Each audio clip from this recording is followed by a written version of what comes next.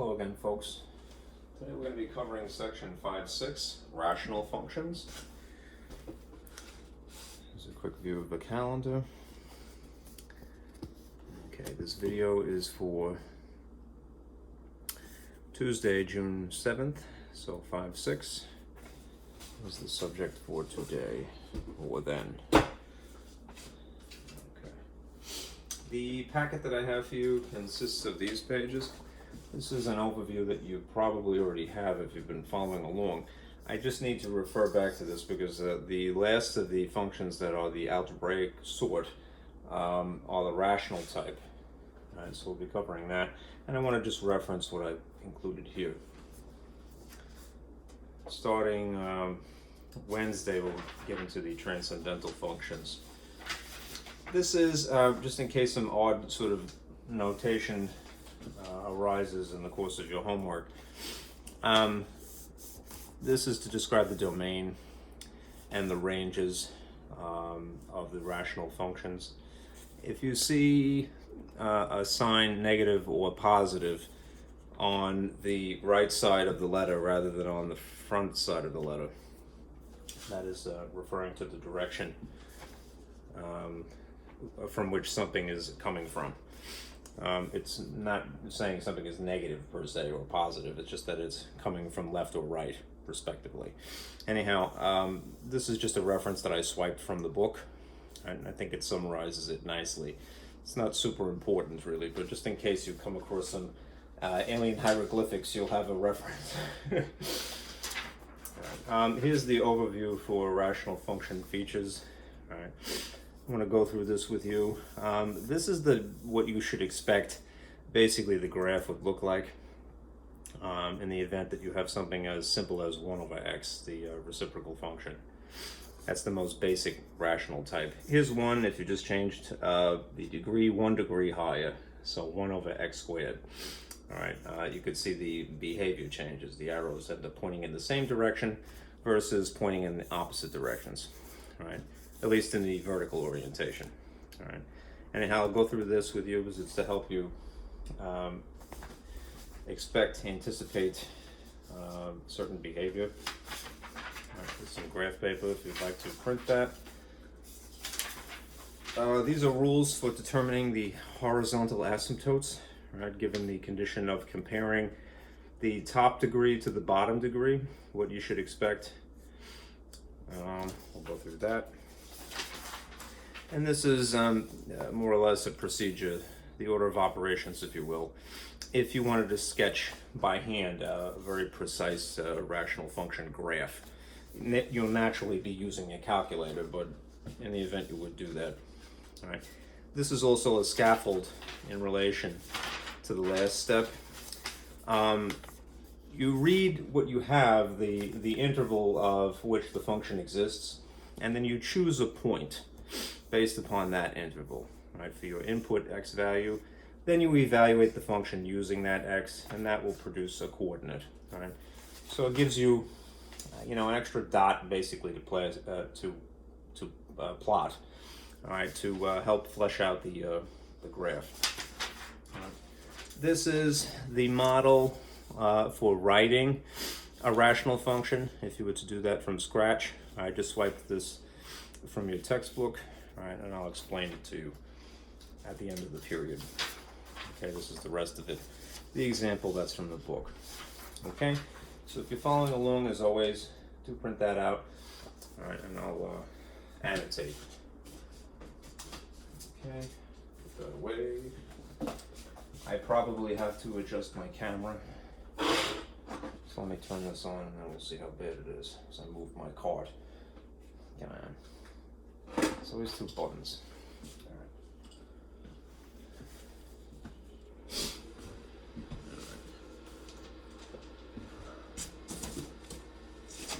There we go. Ooh, spooky. Yeah. Well, that's not too bad. It's just off kilter, right? There we go. That's the benefit of having a swivel on my little tripod. If I can get it to cooperate, would be great. All right, that's pretty good. Okay. Can the focus be a little sharper? No, that's not helping. Okay. I think that's probably as good as it's gonna get. So I'll leave it like that.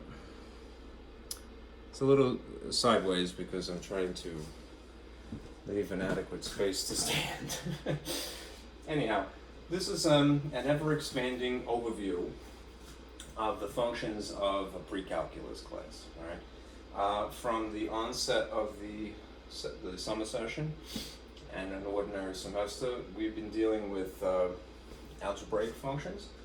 All right, and then what is forthcoming, namely the tomorrow's class, is the beginning of what we call transcendental functions. So I've intentionally left that blank until now.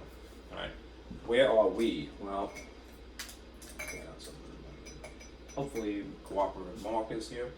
We are right here. All right, we are discussing rational functions. All right, remember that much of this is contingent upon the degree of the variable. Right. If you had just a -1, say for example, as your exponent, right, that is alternatively written in the rational style, all right, hence the name, which is, really what we think of as being a fraction. Anyhow, the name of the most basic form of a rational function would be the reciprocal function, right? And that has the peculiar graph that looks something like this. Right? You have a curve stretching upward this way and outward that way, and down like so. Right? Now it won't be easy to see, right? But in relation to the other toolkit functions from earlier in the semester, if I can find them.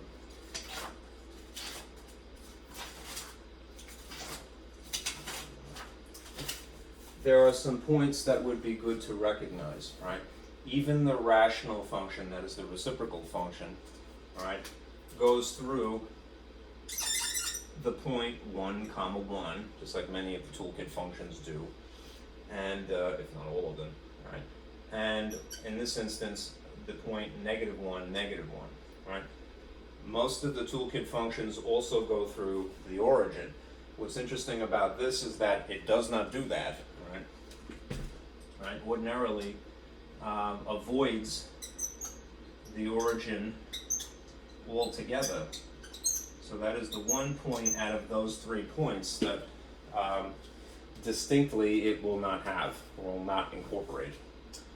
Right. What it does have that is also interesting about it is that it has something called asymptotes. Right? An asymptote is either a vertical barrier, like you see this dashed line this way.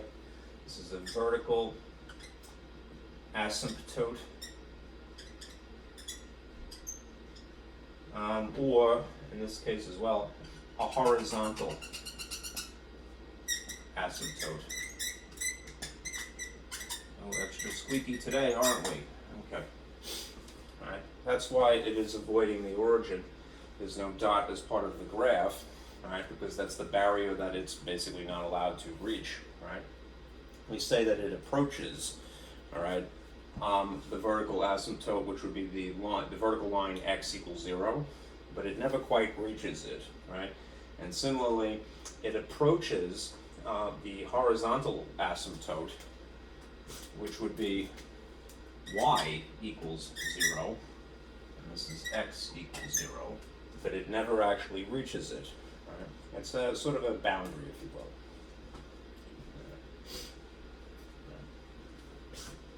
So remember that key feature of it, right? Approaches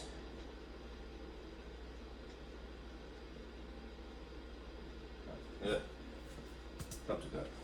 Right? Asymptotes, right? But does not cross. Based on the ordinary circumstances. Okay. Now, another thing that's going to be important later is yet another alternative way of writing y equals -x to the pardon me, x to the negative exponent, is the slightly more verbal, maybe less, a little bit more general form. I put it up here in a sort of thought cloud, right? It is sometimes alternatively better to think of a rational function as being what it is comprised of, a polynomial sitting on top of a polynomial, right? When it comes to graphing, all right, especially if you're doing it by hand, it's good to think of it that way because you're familiar with polynomials. It's basically the foundational knowledge, right? So don't leave that out, right? Remember, it's a poly over a poly, right? Makes a rational function, right? Yes, even the number 1 is technically considered a polynomial, even if that seems silly. All right. So, having said that, let's shift gears here.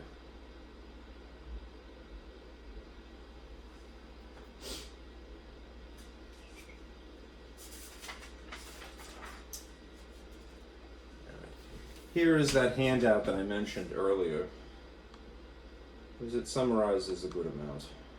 Let me expand this. I swiped this from the book because I thought it was pretty cool. I should probably get a little bit closer. Right. When you see what would be kind of unusual notations,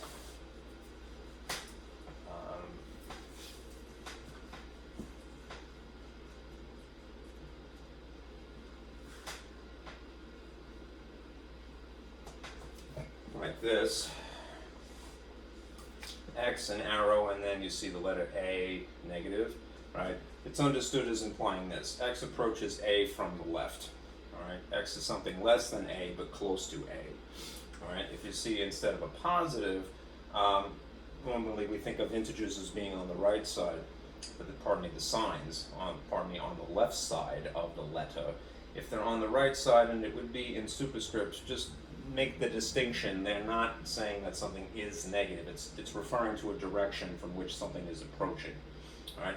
So X, in the case of A positive, X approaches A from the right, all right? Meaning X is something greater than A, but close to A, okay? The normal situation of X approaches negative infinity or the function approaches positive infinity is the same, all right? All right. Here's a picture of the behavior of a rational function. Right? Essentially, as x approaches 0 from the right, all right, the function, all right, which we could alternatively call y, approaches positive infinity. All right? So if you analyze this curve in here, it's blue, so it might be a little bit hard to see. All right. Here is x approaching what would be the asymptote x equals 0. All right. And where is it coming from? I know that this is kind of screwy, right? It's from the right. All right. It's originating. If your attention was here, that's on the right side. So as x approaches 0, coming from the right side of the graph, right, notice what happens to the y values, all right? The y values incrementally get larger. They approach positive infinity. All right? On the flip side, as x approaches 0 from the left, right, headed this way, meaning that your attention started here, and you were still heading, ironically, the other direction, but what happens to the y values? They go into, negative infinity, all right? So as x is going this way, toward the right, from the left, all right? A weird way of speaking. Your y values go into negative infinity, all right? And such is the case here and here, all right? All right? From the perspective of y, as y goes to 0, what is true about the x values? They go to negative infinity. Right? As y goes to 0, what are true about the x values? They go into positive infinity. It's an awkward way of speaking, and unfortunately English kind of compounds the confusion sometimes, but it's something that you can figure out, right, if you stare at this long enough, right? The end behavior is what is being discussed here, right? The nature of the x values, right, and the nature of the y values as you head in one direction or another, all right?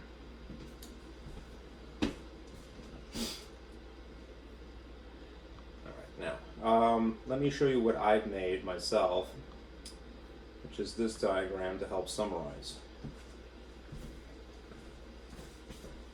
I included the reciprocal function as a reference over here because that'll be important later, and the reciprocal function that is squared in the denominator over here. So maybe a little too bright. I'm going to lower my lines here. That helps just a wee bit. All right. Here is, again, what you should expect as the general sort of shape of a reciprocal or rational function. Right? Rationals would be some derivative of this, right? Sort of sideways curve here and here, one above and below the x-axis. And this is 1 over x squared, right, versus 1 over x. Just to highlight again, this is the shape, looks like the Atari symbol from years ago. Right, something like that. Make this distinction, right? The y values are headed off in opposite directions, right? In the case of 1 over x squared, the y values are headed in the same direction, right?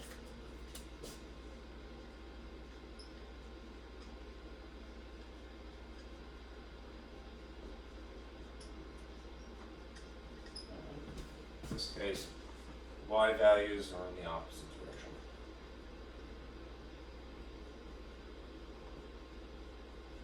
Okay. Now, directions. Right. What's true about the features of a graph, including the rational functions, is that the degree ultimately is going to produce something like this. And in the case of rational, remember they are, if you were to reduce it to something that is a negative integer, the sort of alternative style of writing this, that's the kind of graph that it makes, these funny, interesting curves with asymptotes. All right. Asymptote that is a vertical asymptote.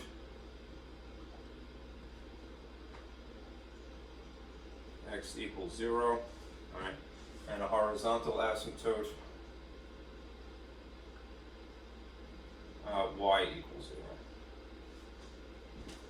Insofar as the actual values of the graph, the points that make up the line, the curve, right, they are not allowed to be those things. It's not allowed to be equal to y equals 0. It's not allowed to be x. It will approach it, but it will not be including that. All right. Now, what is still incorporated are intercepts. There are x-intercepts potentially and y-intercepts potentially. Right. So the techniques that we have for finding those is unchanged. If you wanted to find an x-intercept, you would put 0 in place of y. Right. If you wanted to find a y-intercept, you would put a 0 in place of x's. Right. And then calculate what the y is as a result. In this case, in rational functions, there is you'd be paying a special attention to the numerators and denominators for different purposes. This is something that I would highlight. Right? When you're looking for the x-intercepts, you want to basically pay attention to the numerator. All right? And the reason that I put this encapsulated in parentheses is because you want it in factored form. So you're going to be using basically factoring in the zero product rule, all right? But it will be specifically of the numerator, all right? So you'll have a factor and the zero product rule at your disposal when you are trying to calculate x-intercepts, otherwise known as zeros, all right? When it comes to y-intercepts, it's less complicated, right? You don't have to worry about that. Then there are the asymptotes, the restrictions that are would make this graph distinct from other functions. The asymptotes are essentially barriers, right? We think of them as being vertical dash lines or mostly horizontal dash lines. There is a strange situation when the line is actually diagonal. They call it a slanted asymptote. Right? Vertical lines mean that there is a domain restriction. Because remember, ironically, vertical line, perhaps ironically, the vertical line is in its simplest form, x equals something, right? So if it's not included, it's dashed, which means that it's a restriction, right? In a similar way to when you're looking for x-intercepts, you just boil it down to paying attention to the numerator set equal to 0. When you're looking for the vertical asymptotes, the domain restriction, another way of saying it, you're just paying attention to the denominators. Because remember, what's the one thing you're not allowed to have in the denominator? You're not allowed to have 0. You go to math hell, right?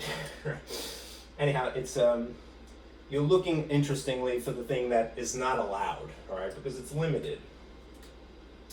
So in this instance, you would want to have the factored form of the denominator. That's why, again, I put this in parentheses. And instead of saying equals 0, put not equal to 0, because that's the thing you're avoiding, right? You figure out, somewhat ironically, what x isn't allowed, right, when you're looking for asymptotes, all right? When it comes to horizontal or slanted, potentially, asymptotes, right, these are referring to a range restriction, all right? Remember, ranges are y's generally, and domains are x's.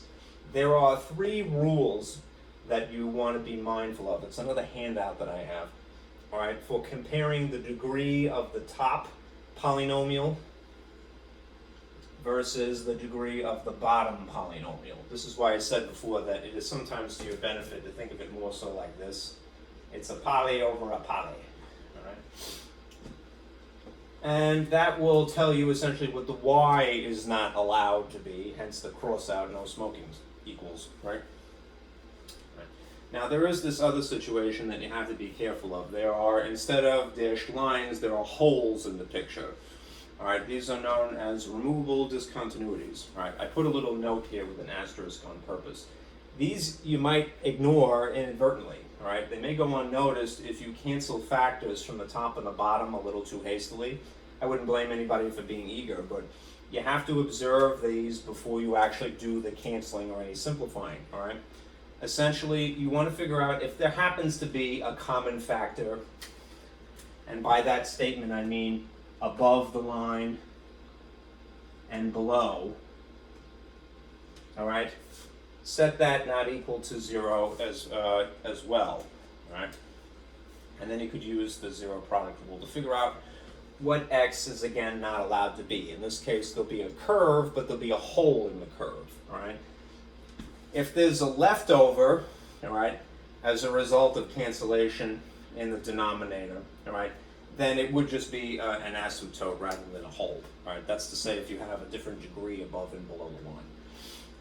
Okay, so this is, I'm going to reiterate this information as we go through the problems, but this is what you want to keep in the back of your head, things that you're looking for, all right? Dashed lines, holes potentially, and especially these zeros, the x-intercepts, right?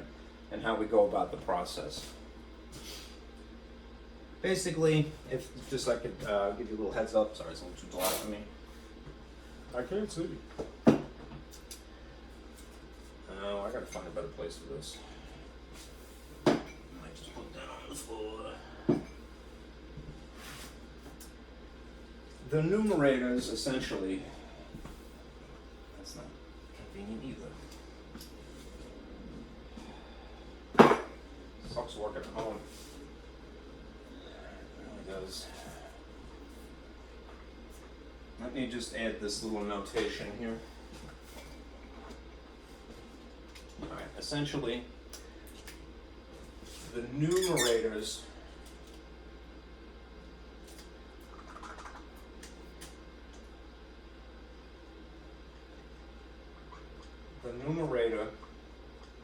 of your rational function, alright, reveals what? It reveals the x-intercepts, the zeros. Right. Think of it as being its job, right? If you could give a job to it, right? The denominator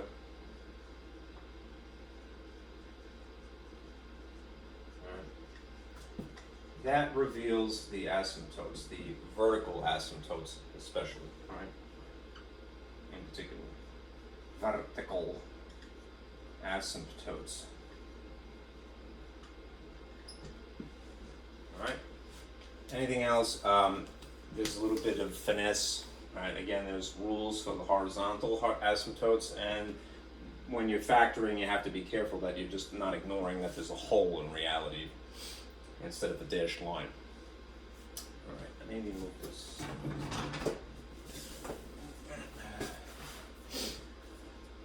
I don't want that to cover my board.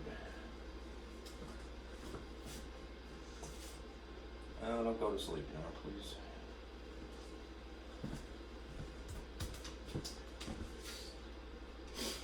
All right. I think we have enough information to try some problems. So let me give you an example.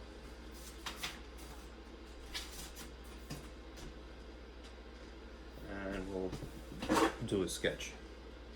Turn this off, spare the bulb.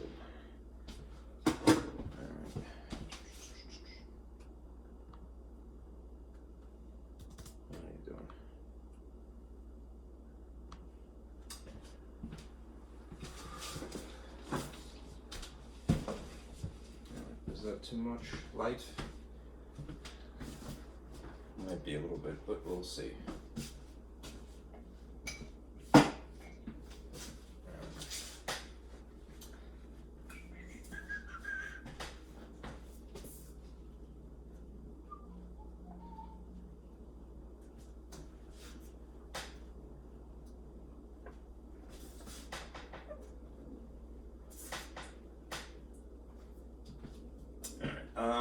Suppose we were going to sketch this. I think I may have to tear open my new pack of markers in a minute, so we'll see.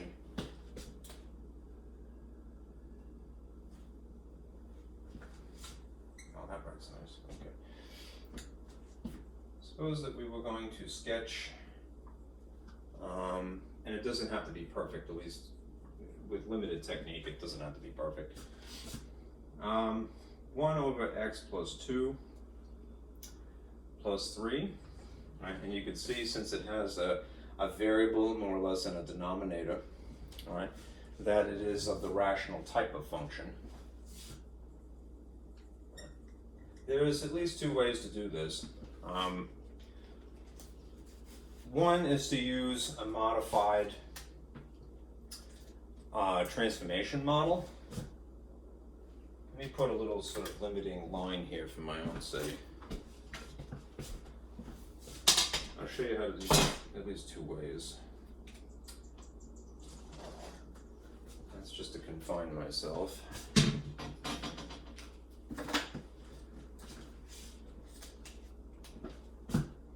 This would be using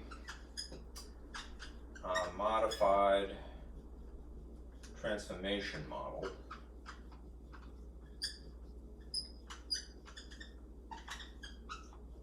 And the green is disappointing even still. Alright, let's see what I can do about that.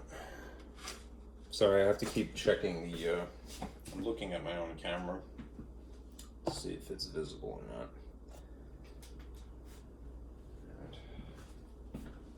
I could have a dark green would be great.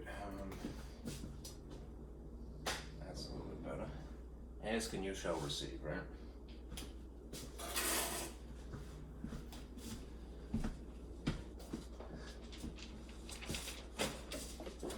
So always find the light.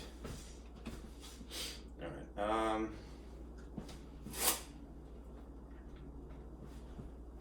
That looks like it's an even mix here. Okay. We'll try this using a modified transformation model. I'll draw that in a moment. And then alternatively, using an equivalent.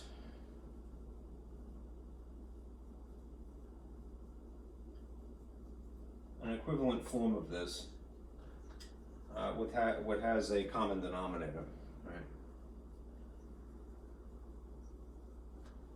And I'll leave it to you to decide your preference. Okay. All right.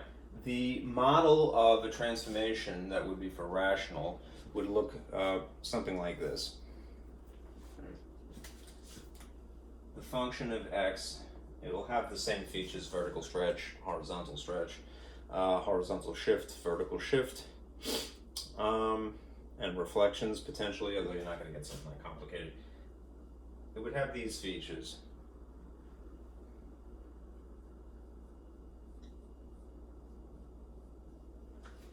Okay.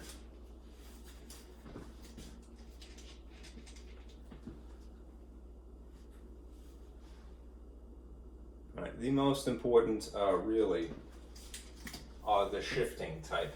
All right. So just like historically to this point, the h value here is counterintuitive. So if you see negative h, realize that it's asking you to horizontally shift instead of left, it would be right, counterintuitively.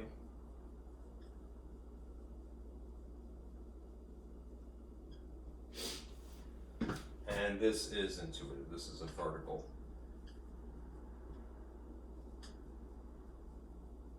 All right. Anything else is the same. All right. Vertical stretch, horizontal stretch. All right, but you're not going to have to worry about that. All right. And especially in comparison to the thing that we have here. All right. This is the model. All right. Here's the actual example. I'll just write it underneath it. If it is 1 over x plus 2 plus 3.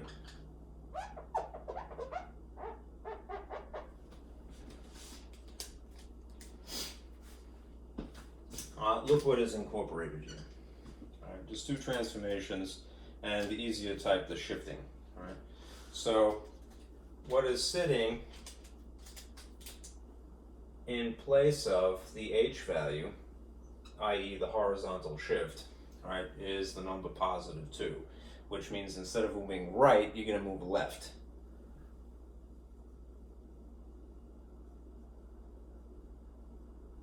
Two spaces. All right. What is sitting in place of the vertical shift is the number positive 3, which thankfully that is intuitive, which means you're going to move up 3. Now the question would be, naturally, move what exactly, right? Any of the points of the graph, but what's probably easiest is, since we're not considering a vertical or horizontal compression or stretch, all right, I'll leave that to your calculator. If you're just incorporating these two shiftings, transformations, all right, use the origin. I know that the origin is not part of the graph, all right, but that's where the asymptotes would cross, all right? So move that, right? Here's what I mean. If I turn on my projector, I'll show you the graph, how it would unfold.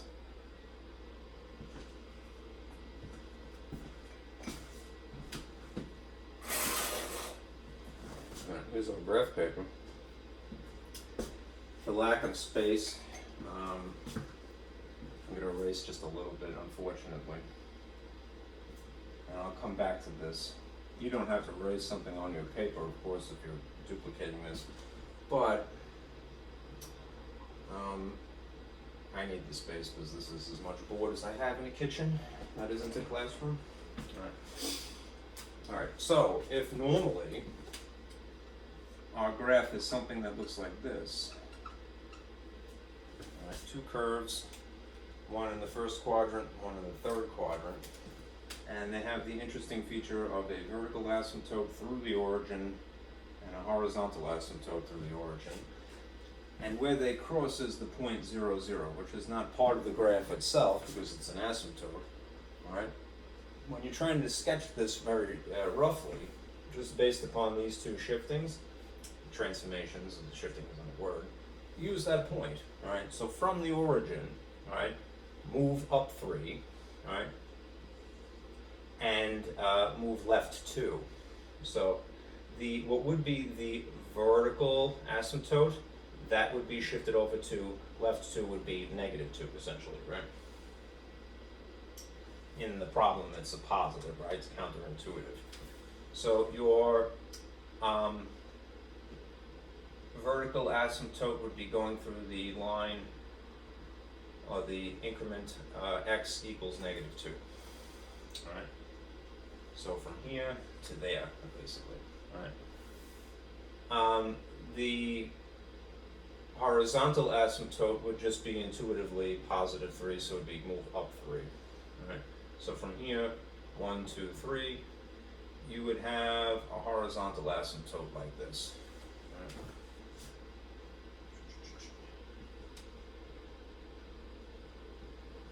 Right, which means that it went from here to there, right? Because normally it's on the x-axis, right? If instead you don't want to talk about lines, right? Again, think of it as being centered at the point that is the origin, right? And you've moved it from the point of intersection of the asymptotes from here to essentially there. To the left 2, because it's a positive, ironically, and then up 3. 1, 2, 3. So you'd have the dot that is the center of the asymptotes crossing moves from here to here. Okay. Then again, if you're just doing a rough sketch, if this is the way the graphs would look ordinarily through the origin, if it's just this interesting curve, all right, bouncing in between the asymptotes, all right, without any other technique, all right, just a rough sketch, just draw that picture like that. And it'll be up a little bit further, so you'd have something like this. Okay? That's just a rough sketch. All it is the whole thing shifted horizontally and vertically. Right? Now, the picture isn't going to change if you change technique, but I'll show you something else, which is what I was alluding to momentarily ago, a while ago. What if, instead of using a transformation model, the modified form of it, what you see here,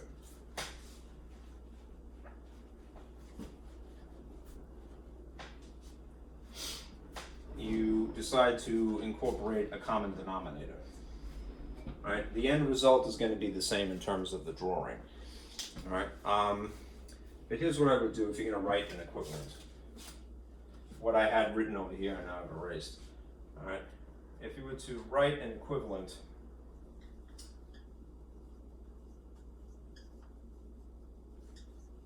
with the common denominator,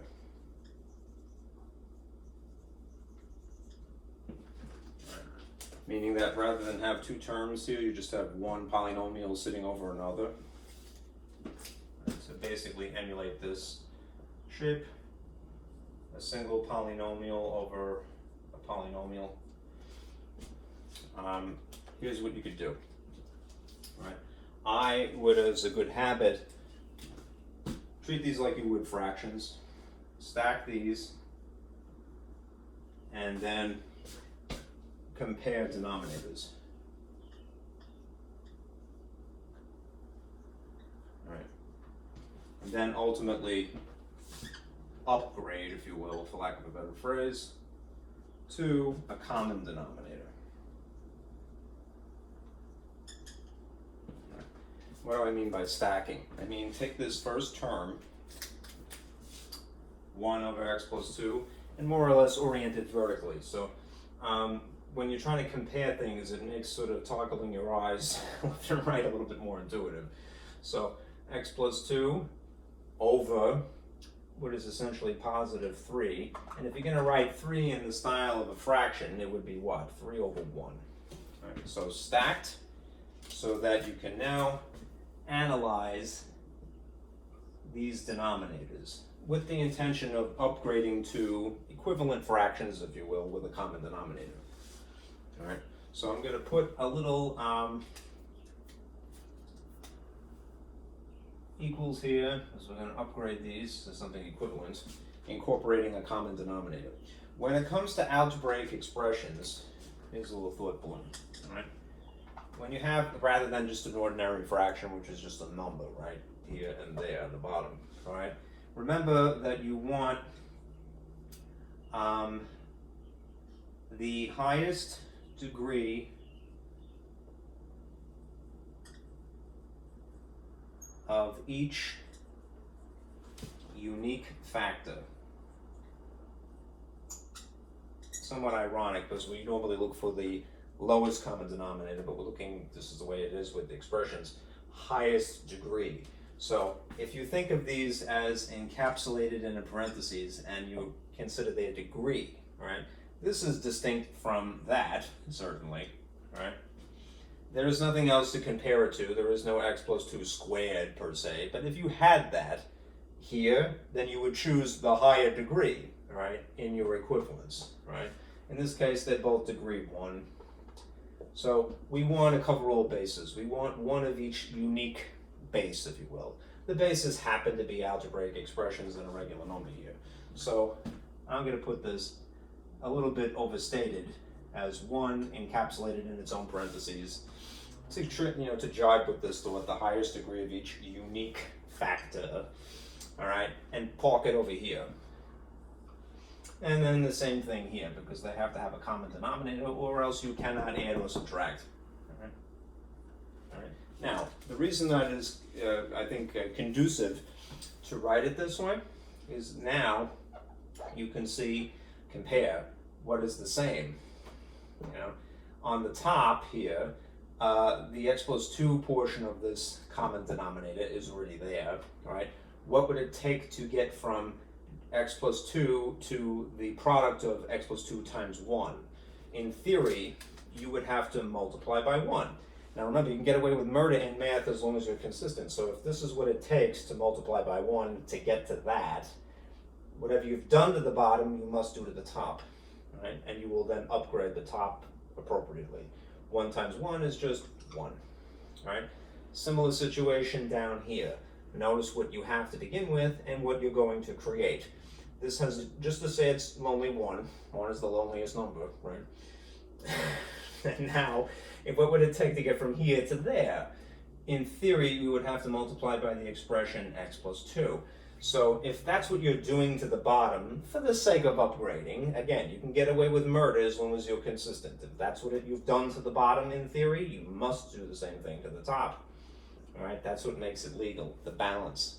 All right, so this is a little bit more tricky because it's just not just 1 times 1, it's 3 times x plus 2. You could distribute that after the fact. All right. Now that they have a common denominator, right, you can clean it up. Right? You can write them as just one denominator because you're adding or subtracting fractions, glorified fractions. Right? Which means that the expression would look like this in theory. All right? 1 distributed to each of these components would simply be x plus 2. I like it in parentheses. All right? The top would be 1 plus 3 times x plus 2, right? Which you would then distribute and then simplify. Right? I'm short on space, so I'm going to erase a bit.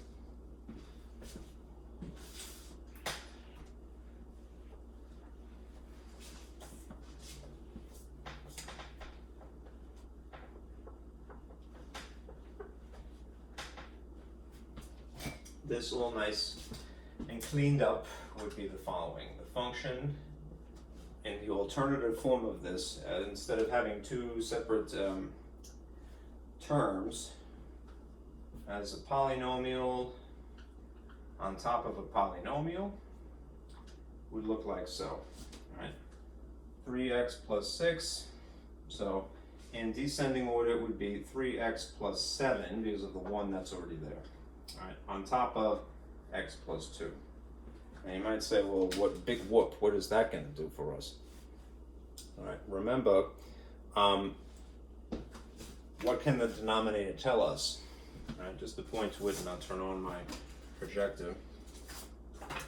The denominator when we consider domain restriction, is going to tell us where the vertical asymptotes are going to be. So, in the factored form, the denominator in its factored form, we would want to avoid 0, right? That will be a vertical asymptote. Right? The graph is essentially undefined at the point of it being 0. So if the denominator is essentially x plus 2, you would work this teeny tiny little linear equation, right? Like so. Move 2 over here via subtraction. That means that x cannot be equal to 2, which means that the vertical asymptote is at the location of x equals 2. So asymptotes could be equal to something, it's the actual value that it can't be. All right? So in terms of the graph, right, here's that simple sketch up here. Right? Go to, I'm sorry, I forgot to put the negative in here. The location from the origin 1, 2, and you would put a vertical asymptote like that. All right, now the horizontal asymptotes, it's a little bit trickier because there's some rules. So what I'm going to do is, rather than turn on my projector, is I'm going to skip to the page that is forthcoming. All right, when it comes to horizontal asymptotes, and you'll see this slide later, all right, you have 3 rules that you are comparing the degree of the top and the bottom. Right. So, again, let me free up a little bit of space here.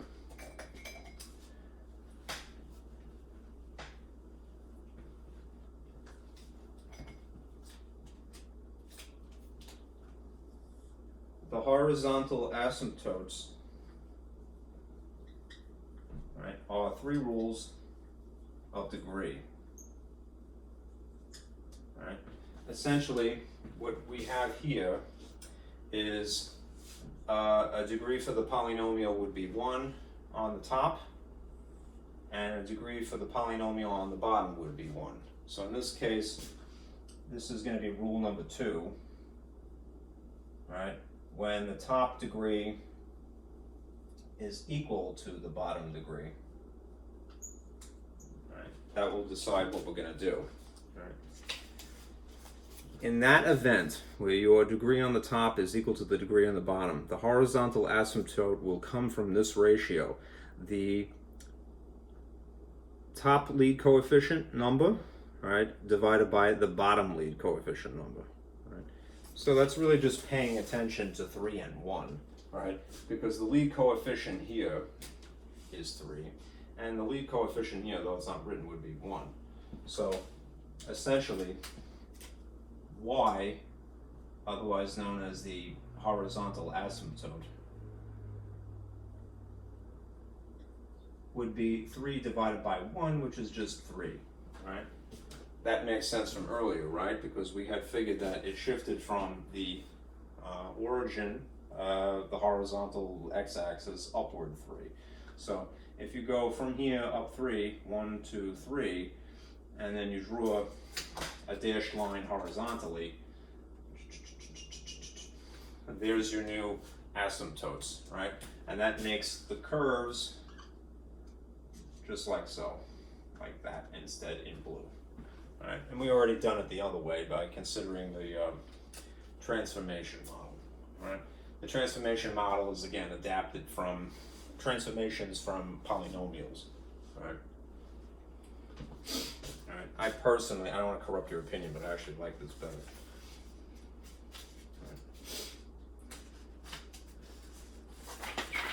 All right. Now, let me do the right thing.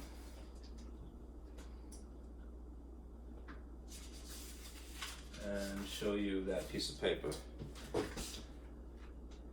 in finer detail.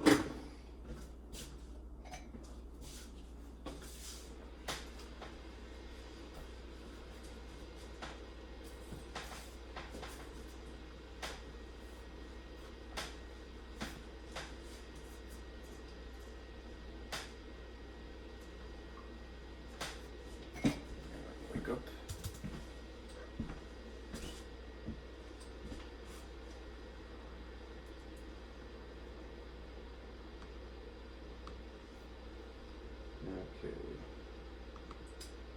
take a gander at this. Not just the lights here. Again, when you're considering horizontal asymptotes, you're not paying attention to the anything in the like the numerator exclusively or the denominator exclusively. What you are paying attention to is lead coefficients from each, right?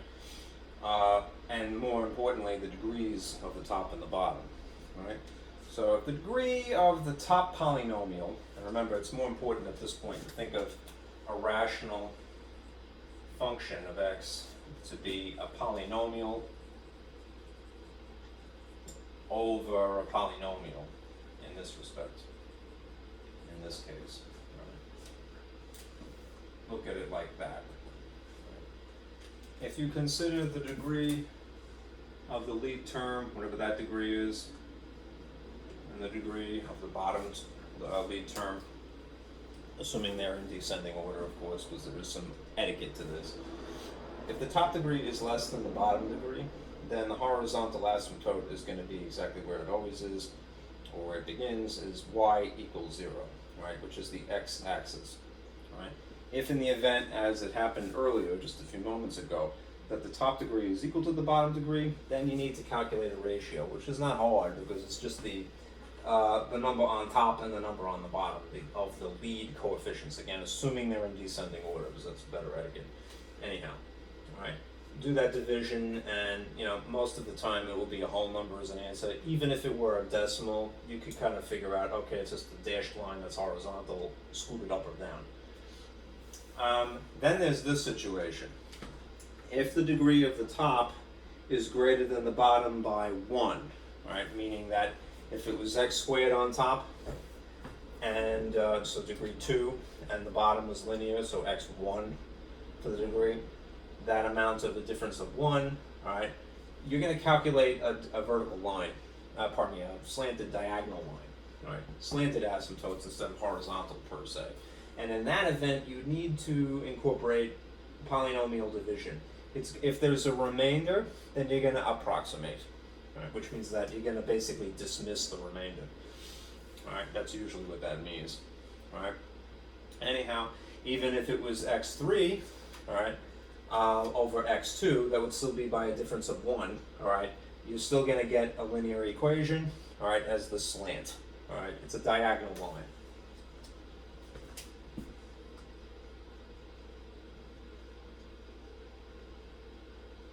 All right, it'd still be dashed, of course.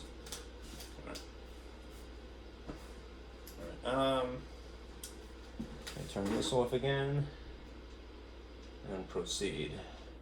Is that visible? I feel like something moved, and it's probably this because I don't have the brake on. I'm sorry.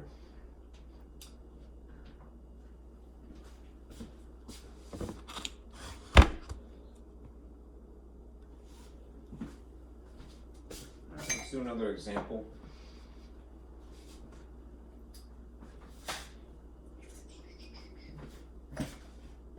Suppose we were to find the domain.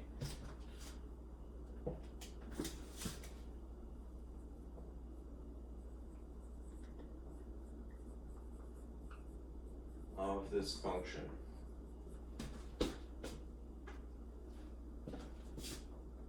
X plus 3 over x squared minus 9.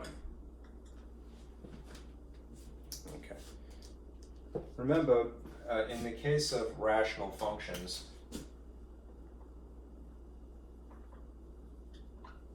where there's a variable and a denominator, something with an x here minimum, the denominator is what determines what is allowed and what is not allowed, right?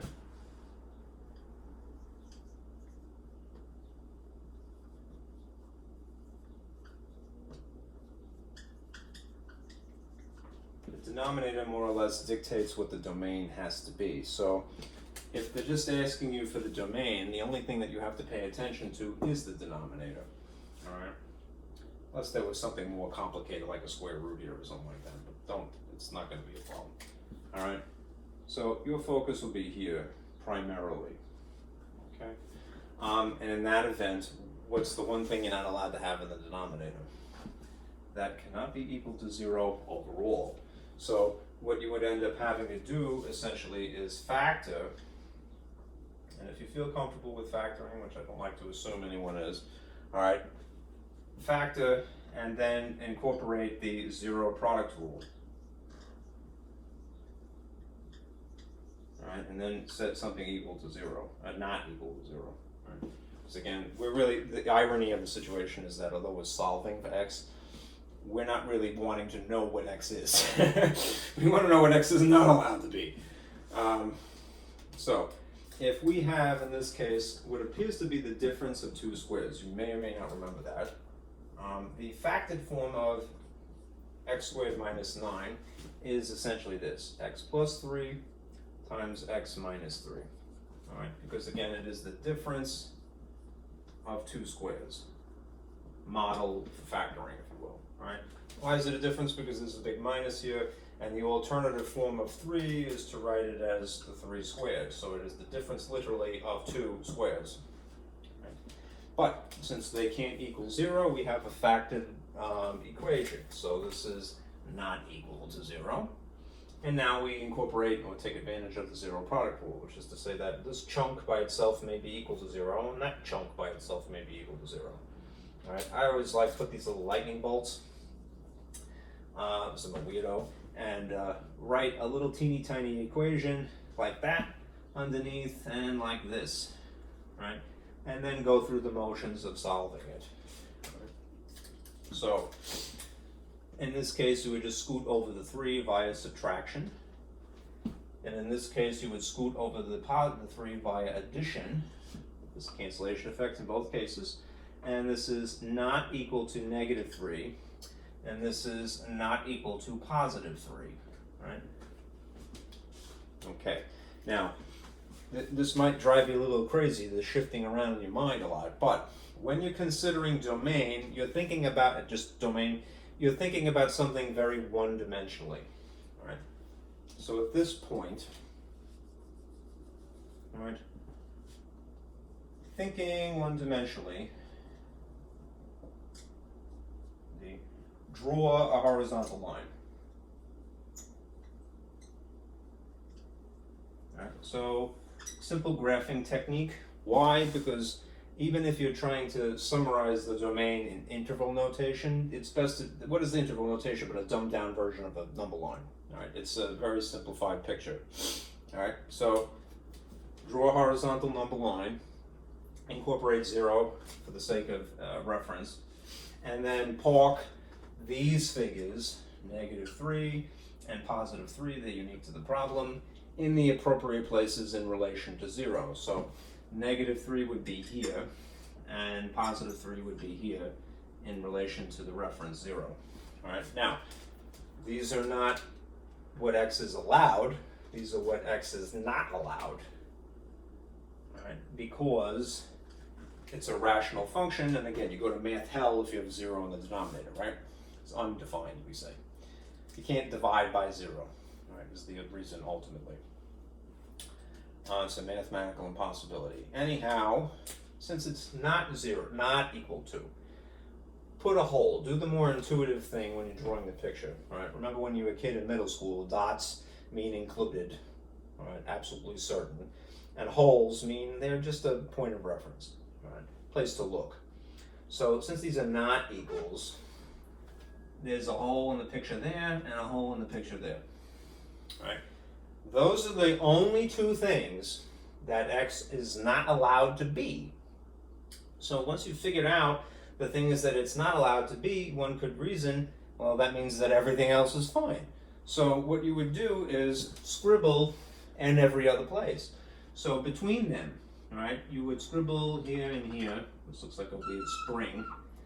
That spectrum of x's, negative 2, negative 1, positive 2, those are fine. Right, and beyond them as well. So scribble more this way, right, and scribble more this way. Right. Now, where are they headed? Right, they're headed into negative infinity and positive infinity. Right, And that may not seem like much, but again, I encourage a person always when they're trying to figure out the domain, which is expressed in interval notation most of the time. It's practical, all right? Start with that. Then incorporate the interval notation symbols, which are parentheses or brackets, right? So if there's a hole here, and you think of a hole as being two parentheses split apart, it would be appropriate to put a parentheses here on this end of the spectrum, right? And then insofar as infinity is concerned, it's not a specific place, also a parentheses. These are then the endpoints, the abbreviation for that spectrum of possibility. It just so happens that it starts and stops and starts in the same place. There is a infinitesimally tiny gap here, right? Because it's all, meaning it's not included, but it's still a reference point. So the spectrum would suddenly stop there, an asymptote would occur in relation to this, and then the spectrum begins again. So it would stretch up to +3, and the same situation would arise. You'd have a gap, ever so tiny, all right, infinitesimally small, all right, a gap in here, meaning not included, and then it would stretch into positive infinity, right? This is the way I do it personally every single time when I find domains in interval style to abbreviate, right? So this means that the domain for this is 3 intervals would be the mathy way of saying it, all right? I like to say spectrum because I think of it as like a rainbow, all right? Because I'm a goofball, all right? So the first spectrum interval would be from -infinity up to, but not including, -3. The parentheses mean not included, because it would be brackets if they were, all right? Then there'd be the gap, the hole, and then it would pick up again. So from the same location, basically -3 up to +3. These unfortunately bear a resemblance to ordinary coordinates, x's and y's, but they're not. They're exclusively x's. All right. Remember, ordered pairs, x and y, would never have a bracket. All right. Then again, the spectrum stops and starts again in more or less the same place, and then goes into positive infinity. All right. So, just not to confuse it with that, because it's blue. What you would do is say, well, we're finding the domain, we're figuring out what x is allowed. So it's allowed in that interval, allowed in that interval, and allowed in that interval. 1 or 2 of them? No, all of them. So we put a union symbol in here to say that spectrum united to that spectrum united to that spectrum. Okay? That's thinking about something purely one-dimensionally, because what is a domain? It's x's. Right? If you were going to then, and I know this wasn't asked to do, but if you were going to translate this to a rational function graph, right, you can. All right? A two-dimensional graph, here's what you would do. All right? You would take into consideration, now thinking in 2D, 2 dimensions,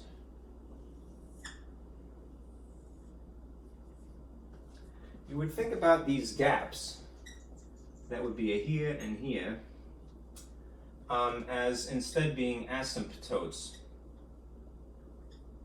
because that's what they mean in 2 dimensions, really. Right? So if you go to -3, 1 to -3, right? There would be a vertical asymptote here.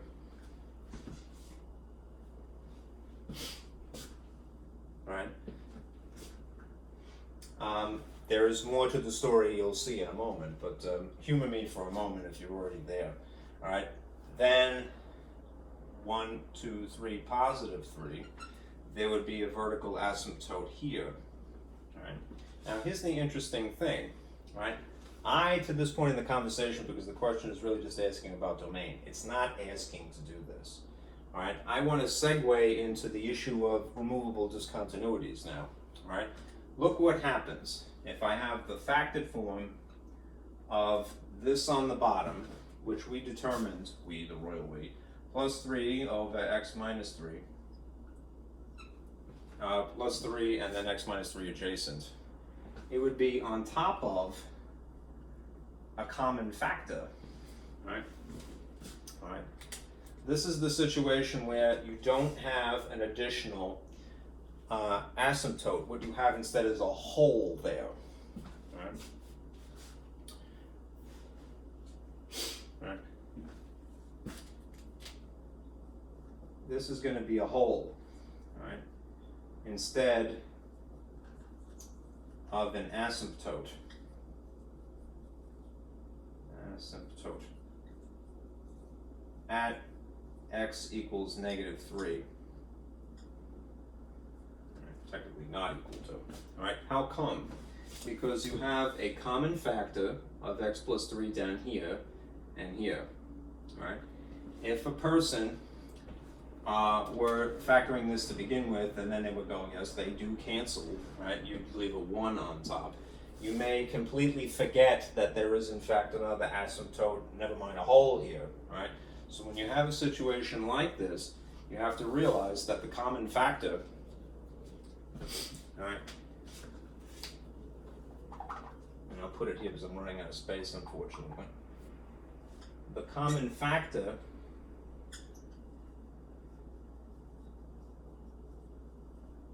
above and below the line in the function should also be something to take into consideration. You might write a little equation like that, right? What is the common factor in this case? All right, common factors are holes. Removable discontinuities is the more official way of saying it, right? And if it is just simply x plus 3, then you have that x plus 3 not equal to 0, which ends up being the same work we had done earlier, which is that x is not allowed to be equal to negative 3. But instead of it being, again, an asymptote, right, it's a hole, right? So instead of having this line here like this, you would have a hole here.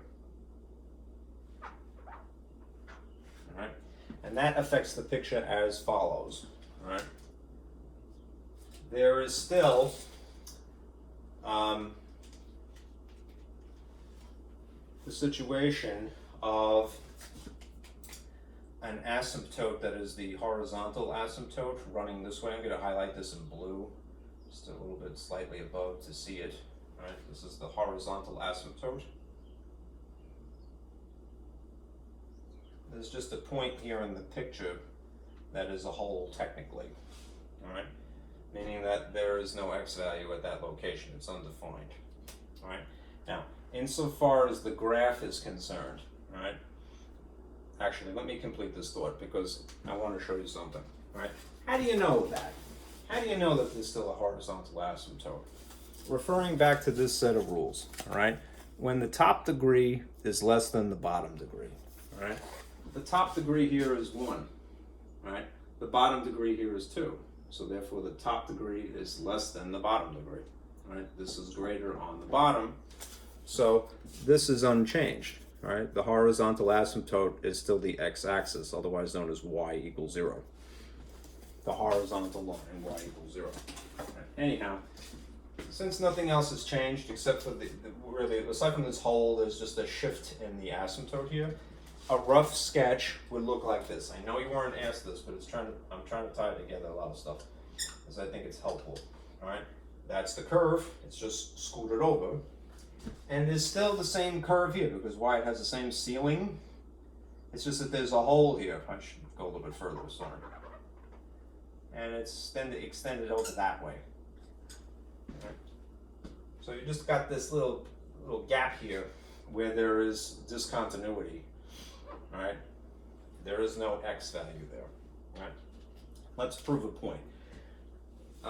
There's a rough sketch. That's what I anticipate the graph to look like. I'm going to enter this into my calculator just to verify that that is legit. All right. So here's our calculator. Make sure it's clear. All right, here's, you press y equals, and you put the cursor information here. I'm gonna basically type this, x plus 3 over x squared minus 9. The fastest way to do it would probably incorporating parentheses, so I'm just gonna do that.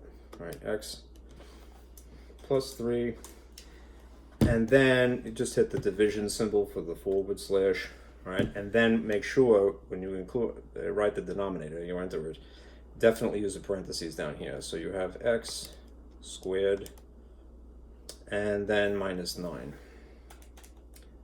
There's a nicer way to do it involving the math button, which will allow you to enter things intuitively as a numerator and a denominator. But I think this would be faster, especially if you're not too well acquainted with the calculator. All right, so you'd have something like that. You may have to remember always adjust the screen dimensions as window or zoom, but I haven't been messing with it. There you have it, right? The whole thing is stretched over a little bit, and there's the other half of it, this portion of it here and there.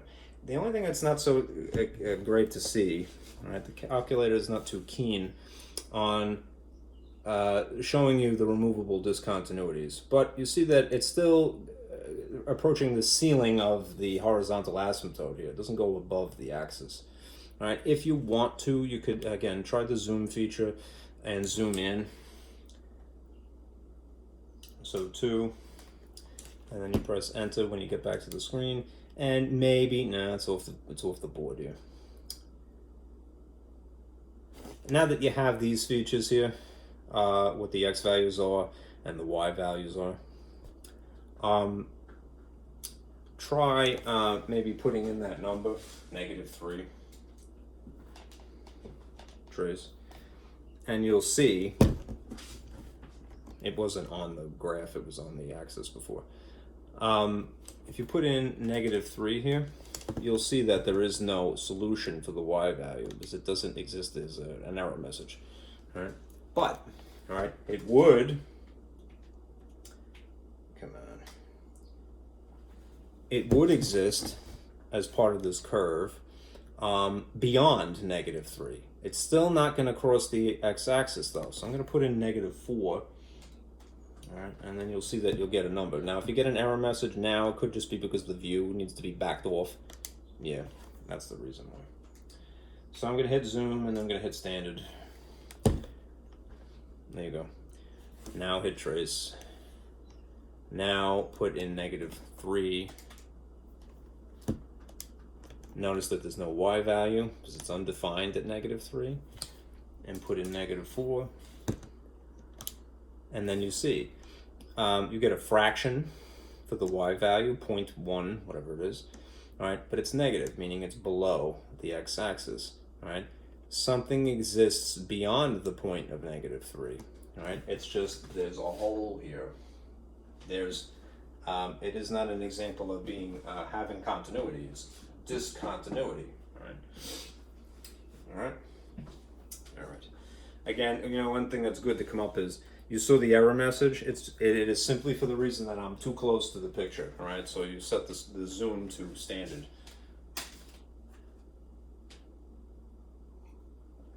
All right. Now, we did get into which was it?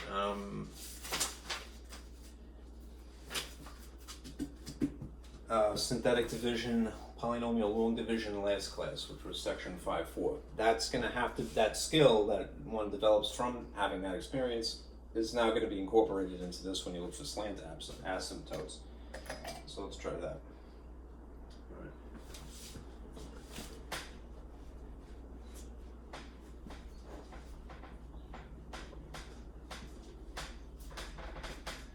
I got buff sometimes to get the blue out.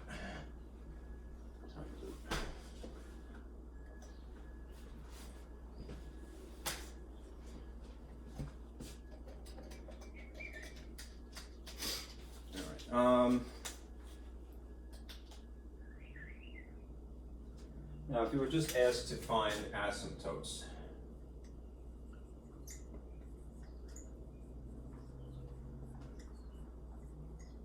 for this function, we've written in the nice rational style, 3x squared minus 2x plus 1 over x minus 1. All right. A couple of things to think about here. I'll put a little dividing line here. So we've got a t squared.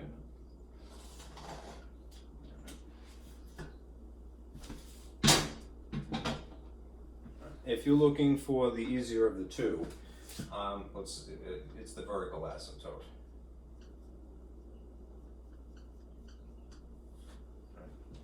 Which is again essentially the denominator set equal to not equal to 0. Okay. If you're looking for horizontal, which is where you would begin, right? It may end up being slant, but you know, that's 3 rules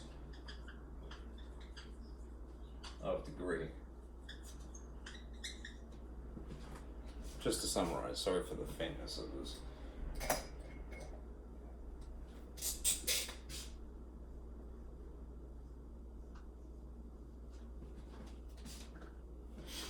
All right. So in this case, just paying attention to the denominator.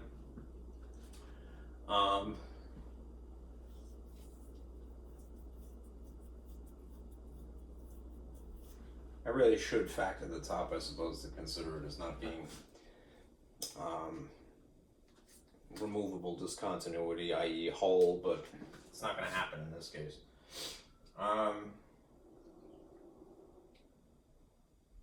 X minus 1 is the denominator, so we don't want that to be equal to 0. If you just add 1 to both sides, then you have x is equal to, not equal to, positive 1. All right.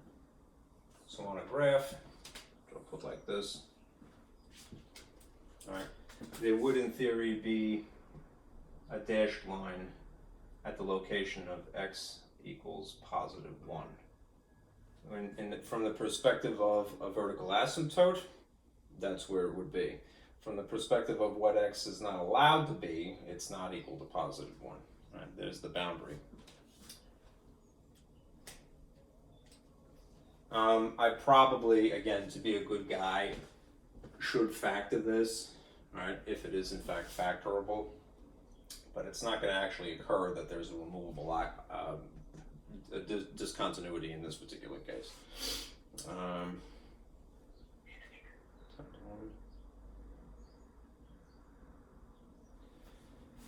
Now, insofar as the horizontal asymptotes are concerned, again, you want to look at the rules.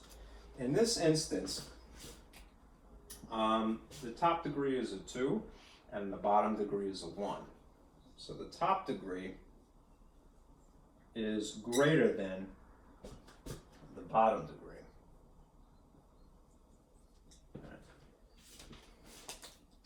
And in that case, what's going to happen, because this is x squared versus, x to the first, right? So it's greater degree. This is going to produce a slant instead of a horizontal asymptote.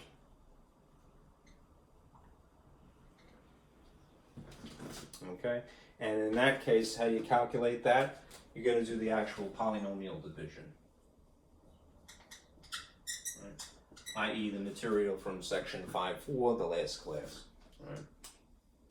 So I'm going to erase this side because I need the space. And I'll go through it the standard long division style doing it. All right. Which is to say the dividend and the divisor respectively would be written like this. 3x squared minus 2x plus 1, and the denominator would be, the divisor would be x minus 1. Right. I need a little bit of space for the work, so I'm going to erase that much of the picture, and I'll put it in red, my little scribble here. I'll try to confine myself to that much space. Remember how it works. first term divided by first term. Do it in the irrational style, that is something that's sitting on top of something else. 3x squared over x is just simply 3x. Put that in the answer, in the quotient. Up here would be appropriate with something that matches degree. 3x for the sake of neatness. And then we have to figure out, well, what are you going to subtract? And it's going to be a binomial. So we take the 3x and we multiply it by the divisor to figure it out. This distributed would be 3x squared minus 3x. So that's what's going here and here. 3x squared, if all is going according to plan, that should match that virtually every time. And then minus 3x would be here. Just be careful when you're doing the subtraction at this point, right?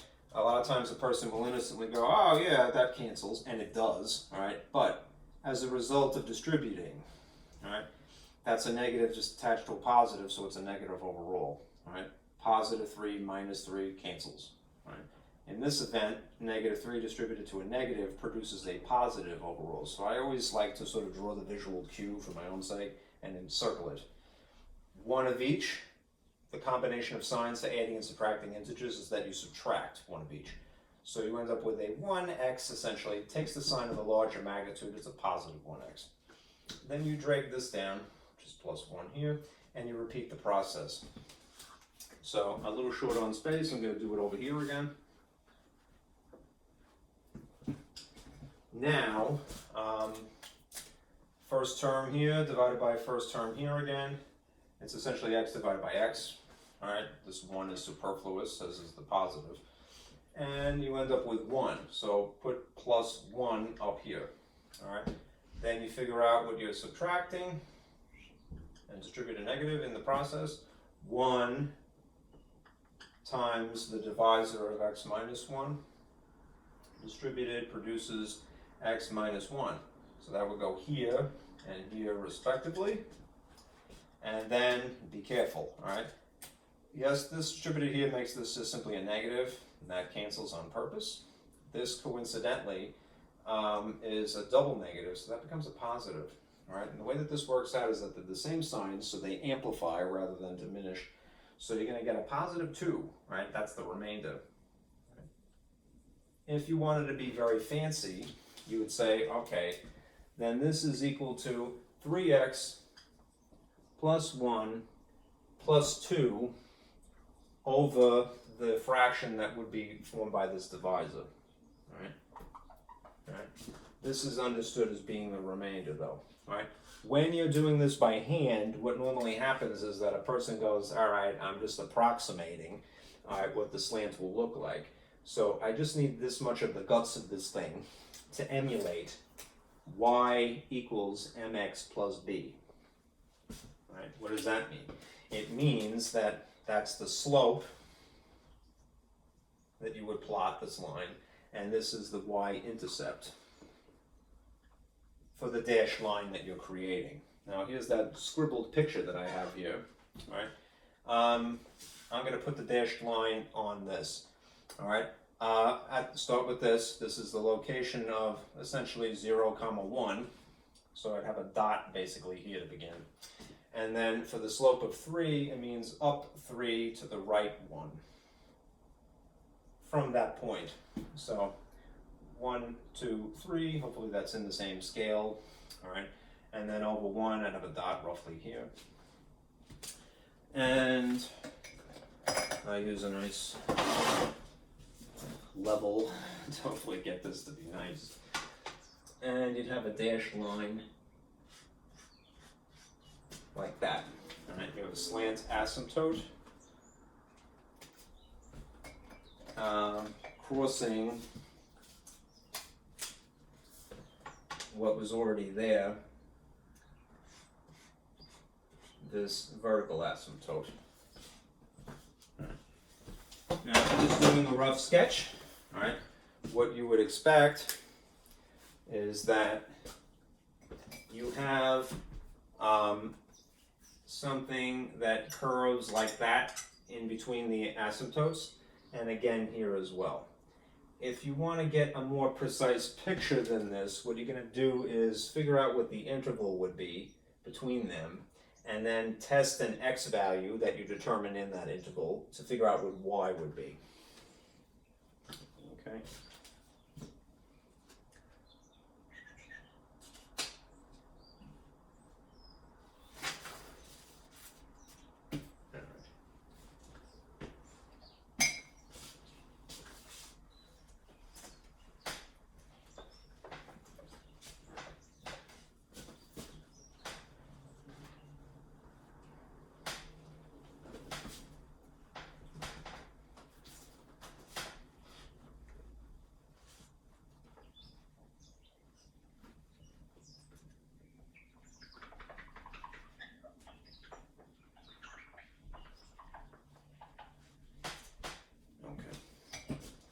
Now what I'm going to do is, let me turn on this projector just to refer to it.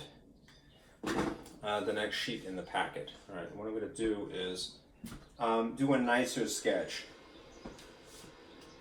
A more precise sketch of this function that you'll see here.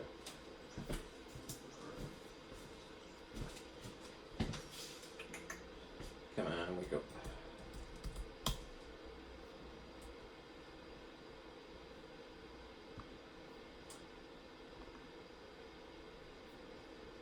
Here's the whole kit and caboodle, and I'll zoom in on that momentarily. That's a little bit better, right? Alright, the actual function, that one please, is this. X over x squared minus x minus 2.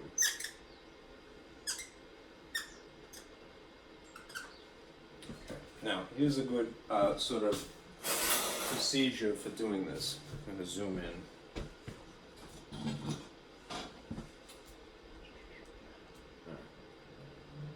Start, if you have to draw this by hand, by factoring the top and the bottom. All right. Then set any common factors not equal to 0 and solve for x, even though it's not going to be equal to that. All right, these are going to be the holes, right? The removable discontinuities in the graph, unless the multiplicity, the degree of the factor,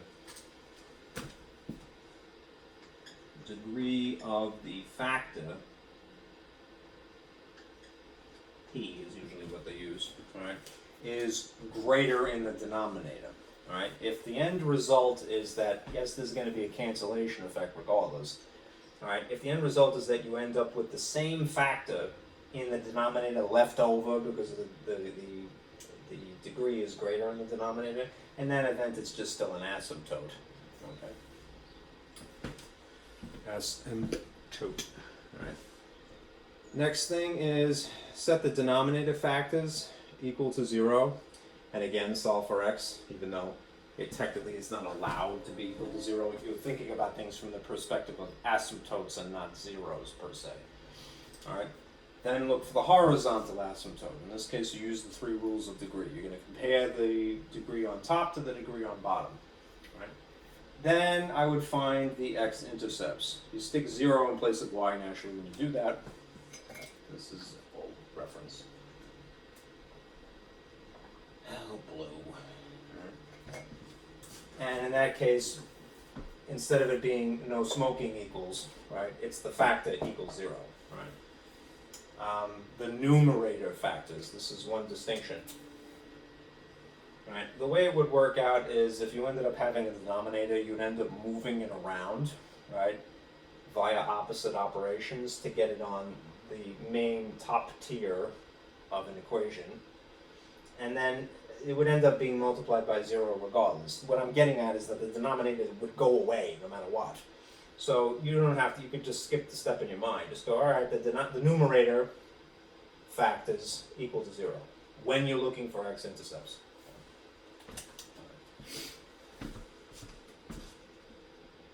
Then you find the y-intercepts. Similar process, remember 0, but it's in place of the x's. It's easier generally when you're looking for that.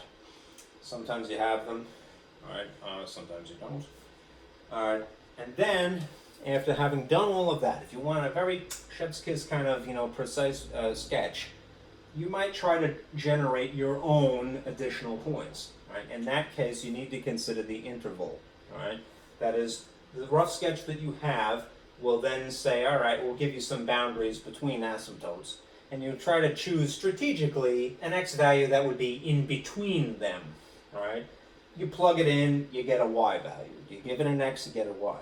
All right? To help in that event, what I did was I made a table. All right, we'll come back to it. But it's the page after this in what would be the packet. All right, let me just point at it. All right?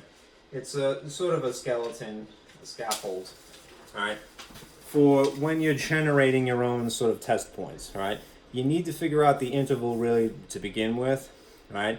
To decide what x's you're going to try to plug in. All right?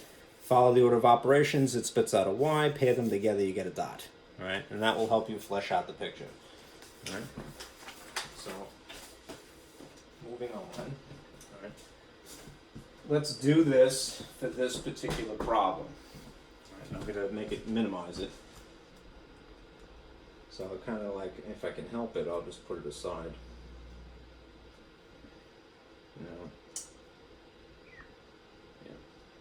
I'll leave it like that, but I'll put open the curtain just a little bit for the sake of having some kind of light. All right, first thing is I'm going to factor the top and the bottom of this. The top is really super easy, right?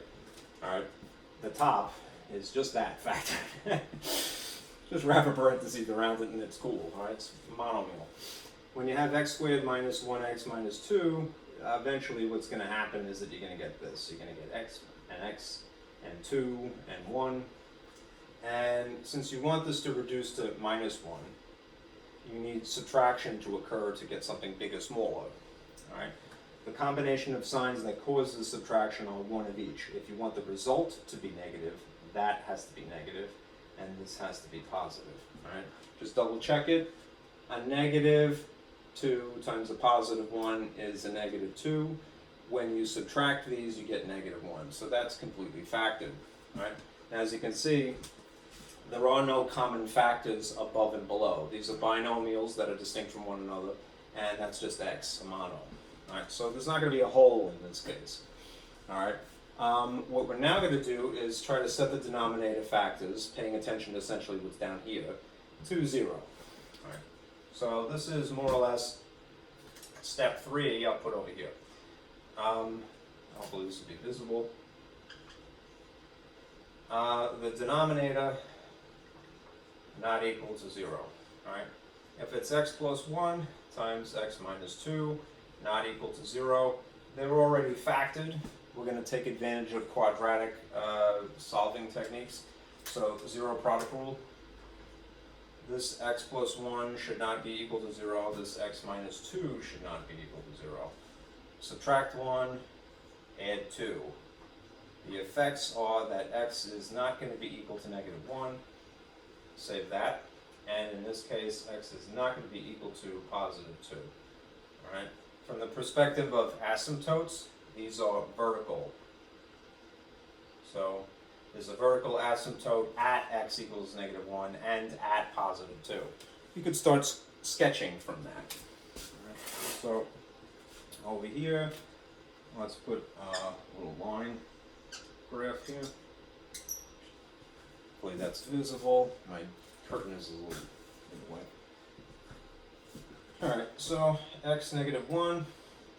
Let's put a little increment there and a vertical asymptote. Okay. Over here at positive 2, 2 increments. Put a vertical dashed line through here. Now look what you have in this case, since there are no holes. You're going to get a funky graph.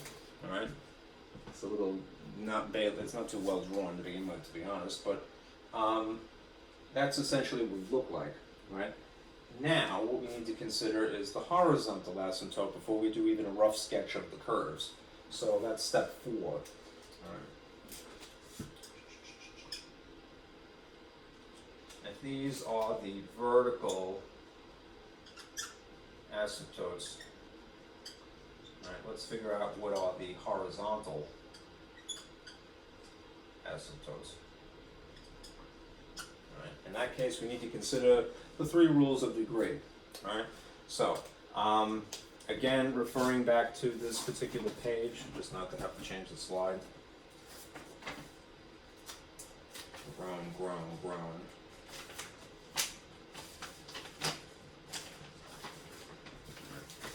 We need to consider whether we have the top degree is less than the bottom, they're exactly equal, or vice versa, top is greater than bottom.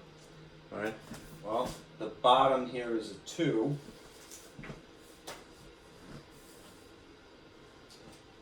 All right. I'll write this in red because it seems to show up better. I'm going to choose that. Okay. The top degree, in this case, is less than the bottom degree. That might spare us some trouble, though, because the top degree is a 1, technically, and the bottom degree is a 2.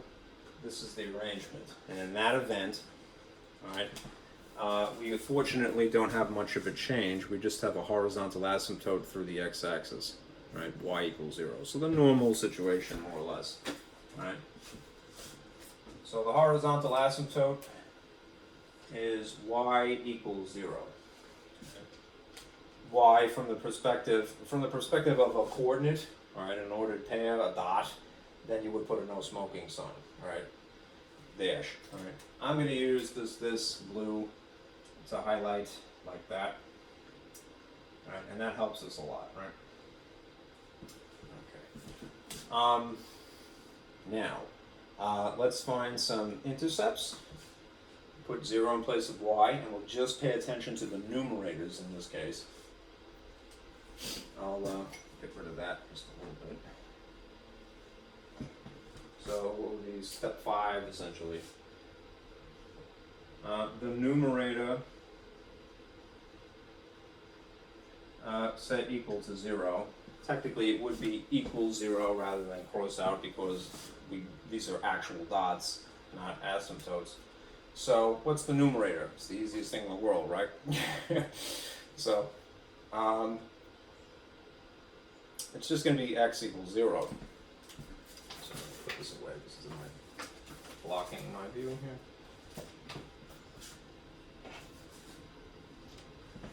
So this is just simply x is equal to 0. All right. Now think about that in terms of an ordered pair, though. So if x is 0 when y is 0, right, in tandem, that's the origin. So it's the point 0, 0. So put a dot at the origin. All right. There is in fact an x-intercept, right? In this case, x-int. All right. Now because it happens to be the origin. You would have essentially a y-intercept that would have to be in the same place, right?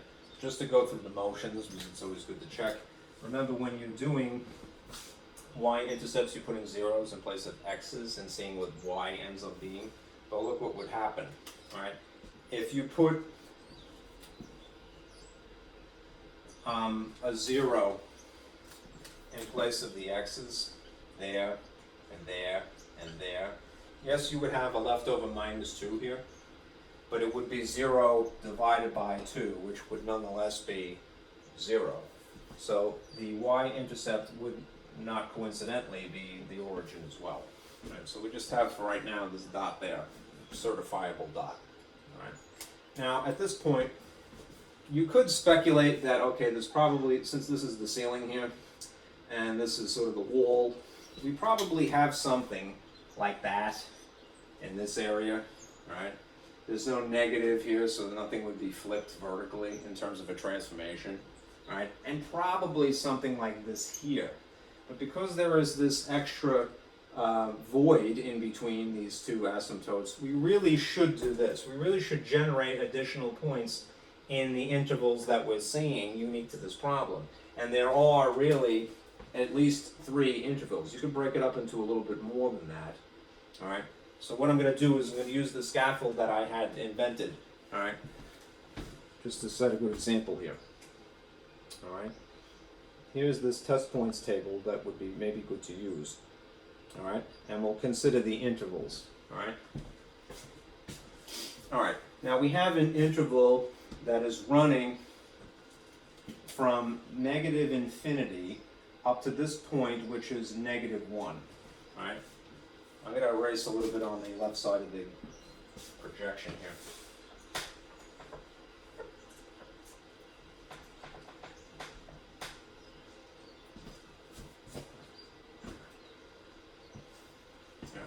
So if the interval is from negative infinity up to negative 1, and it's not including it, so it would technically look like that in interval notation.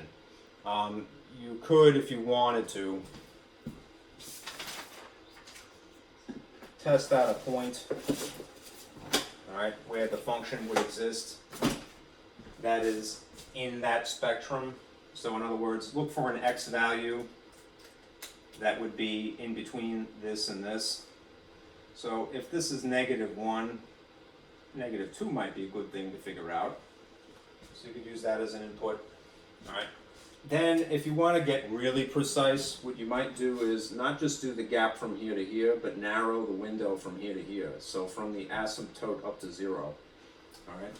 So in an interval from negative 1 to, say, the origin, so 0. All right, and in that event, the sort of x value that you would get in here would be negative 1/2, right? So you could plug in negative 1/2, right? Then do the other side of it, so say from 0 up to positive 2. The interval, therefore, would be from here, 0 to positive 2.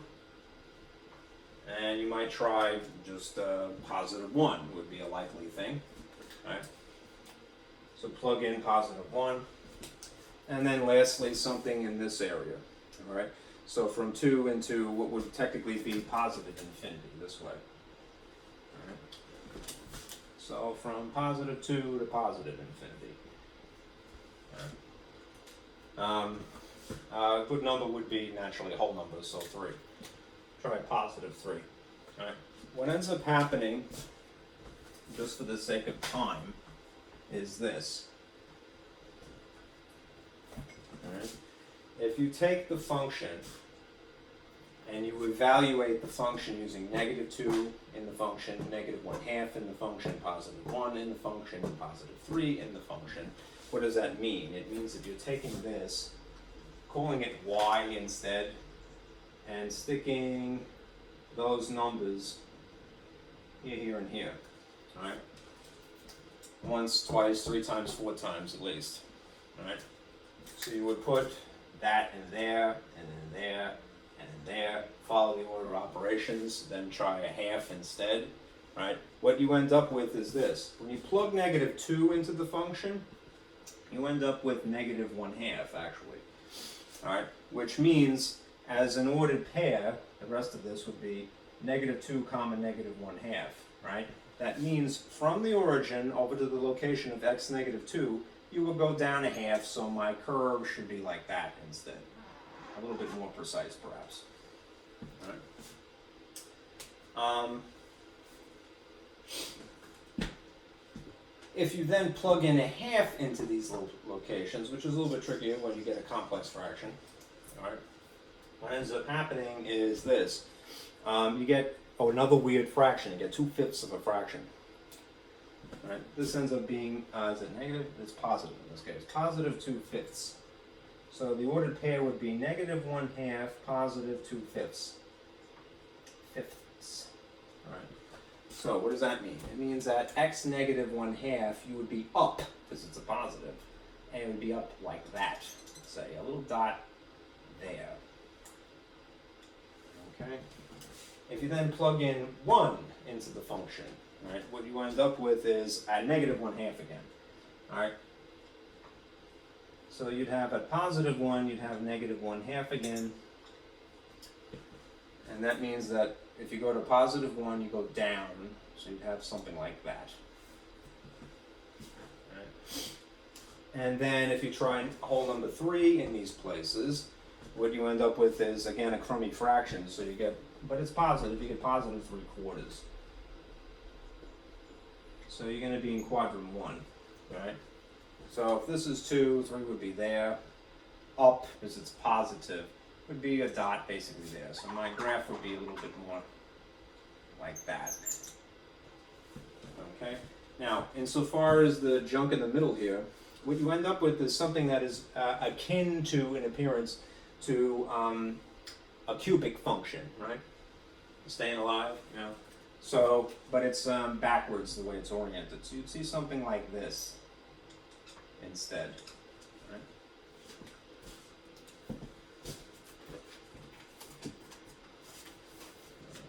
Put this aside.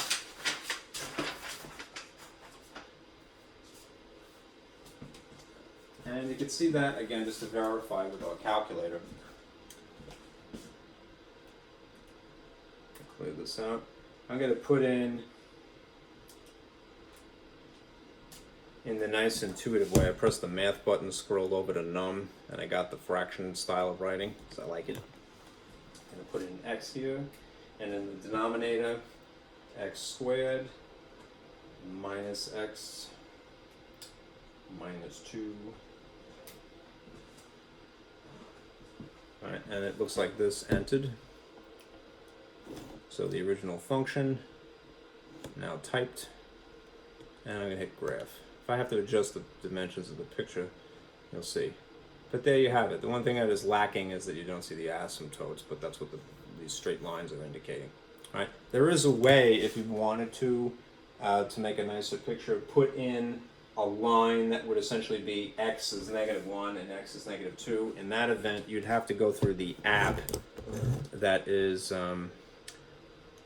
you press the apps button, and then you look for in equals, all right? In equals gives you that option of putting x is equal to something, and it would just superimpose it, all right?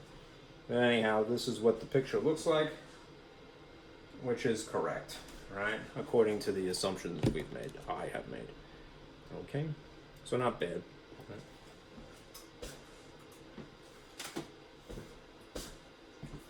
All right, last thing. Let me show you this. Was for lack of time, I cut and pasted something from the book.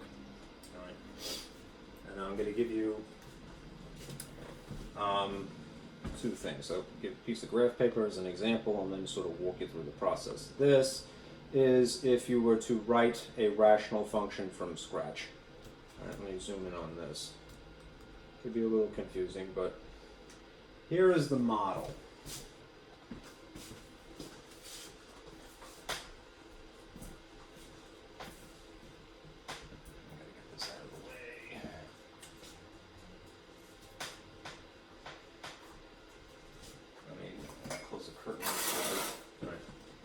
This is what you see in here is essentially, to make it a little bit less complicated, the model that you would use if you had to write,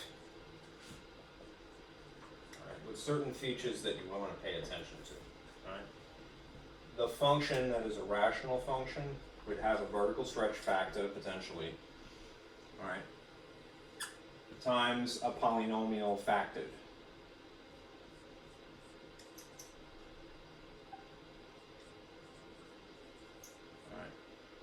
Over a polynomial factored. All right. The more detailed example of this, all right, is what you see here, the individual factors that are already made. So you have a factor, you know, h value, if you would, here, and wherever, how many you have, right? There are things that you should pay attention to. This multiplicity is part of the conversation here, all right? The powers p, and in the case of the denominators, it changed them to q's. All right, can be determined by the behavior of the graph at the corresponding intercepts or asymptotes. All right, you will see p's in the model. All right, and you'll see q's in the model. All right, the p's, which are multiplicity, i.e., behavior. All right. Multiplicity is the degree of the factor, right? All right. It describes the behavior at the x-intercepts, all right? from the perspective of the denominator, they change it cubes is a little different, right? It's still a multiplicity of its own sort, but the q is more or less the behavior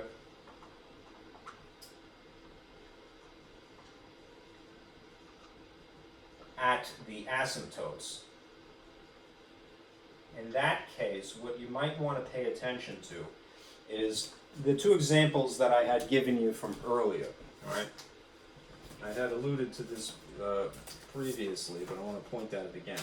In my features of a rational function graph, I included the most basic form, of a function equal to 1 over x, nothing more complicated than that. You generally get pictures that look like this, right? The degree of the x would be -1 technically, right?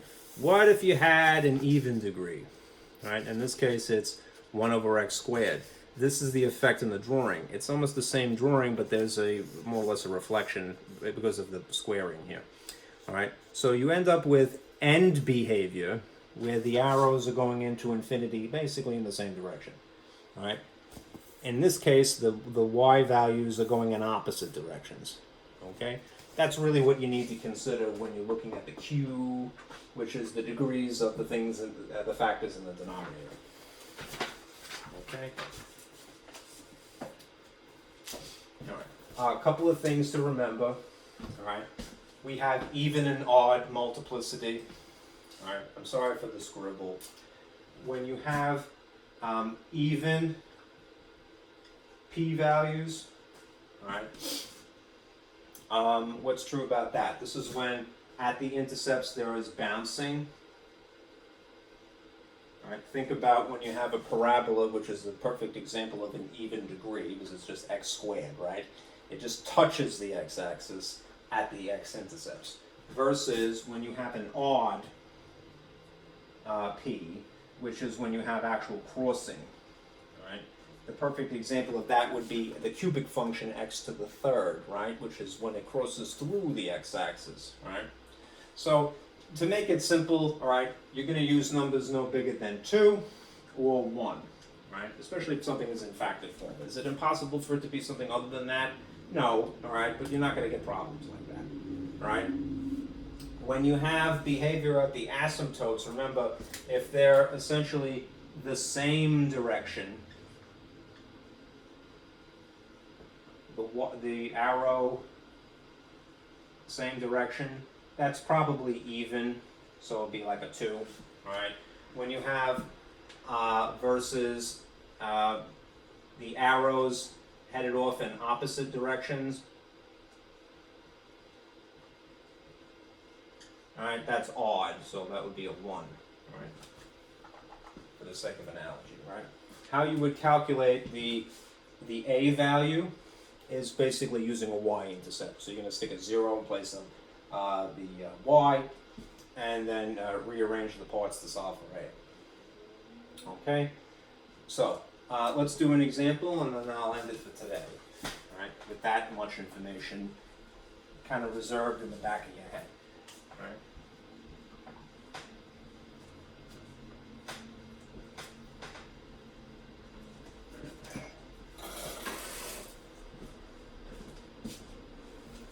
I'm going to turn this off. Well, I'm going to put up the graph paper first, because that'll help. I don't know how I moved this card so drastically. I'm gonna have to fix that tomorrow. Alright. Suppose that you had a picture that looks like this. Alright, we're going to try to write a rational function, alright, given a graph.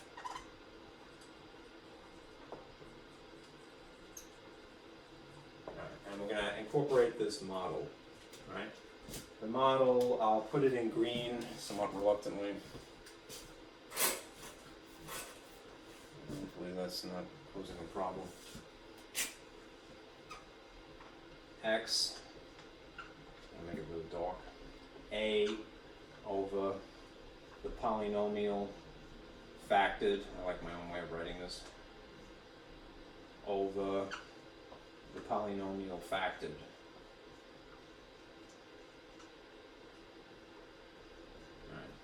And we would have to consider multiplicity of the top and what is the equivalent of multiplicity in the bottom. So P's and Q's, the degrees of the factors. Right? All of these guts we're looking for. Okay? So, based upon a picture that looks like this,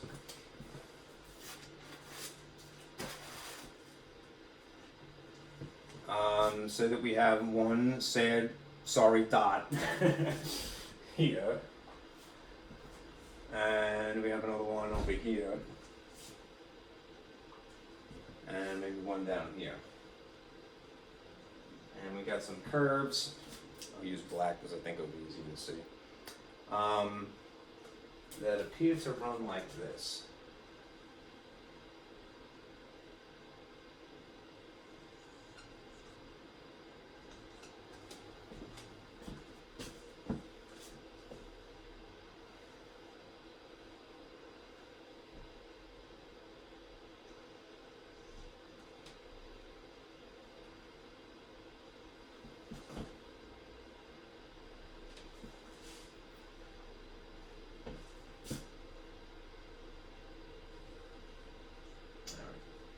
Couple of things to remember. Let us pay attention to sort of the process backwards. X-intercepts pay attention to first. All right. Remember the procedure for drawing something. You kind of, the way I do it at least, and maybe I'm wrong, is to deal with the x-intercepts last if you're drawing a picture. If you're going to write an equation, I'm going to start with that. Alright, so pay attention to x-intercepts. Why? Because that's going to end up being the numerator's factors.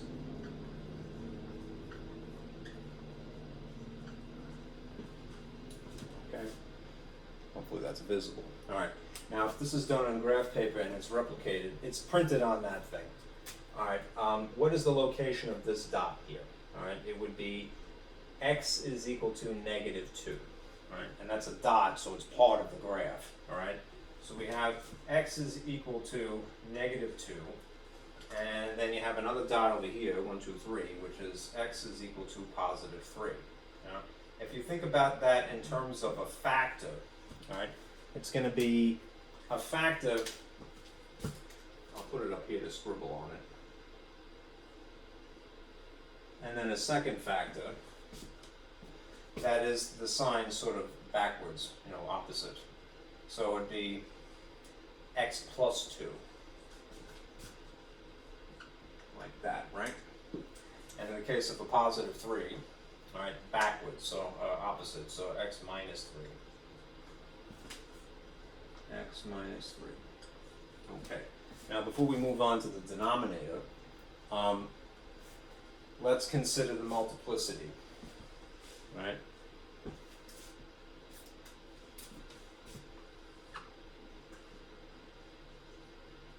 Behavior at the x-intercepts.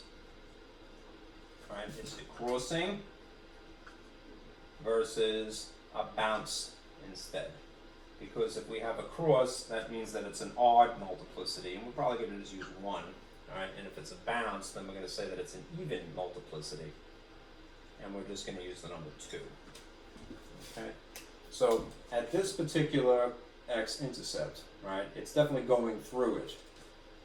So we could make the claim that it's linear at that point. So 1 for the degree, right?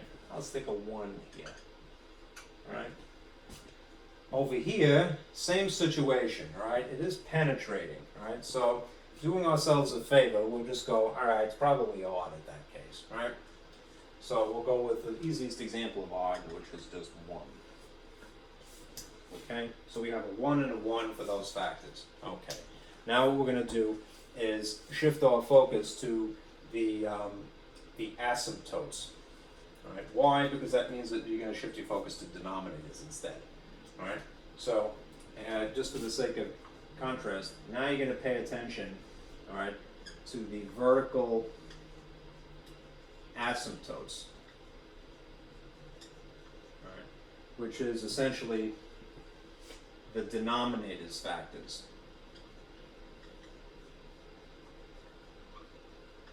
I'll get out of the way in a second, I swear. Okay. So what we're going to be looking at is what we're going to be sticking in here and in here, potentially. All right. The asymptotes are not drawn, but if you pay attention to this sort of very sharp angle turn of the curves, right, we can envision what the asymptotes would be potentially. So what I'm going to do is make the assumption that at what would be -1, right, that there, since this is riding along it, that there's a vertical asymptote, all right, at -1. Right. And similarly, that there, if you go over to here, at what would be maybe +2, it looks like, a second vertical asymptote that's running this way. Okay, so that will help us craft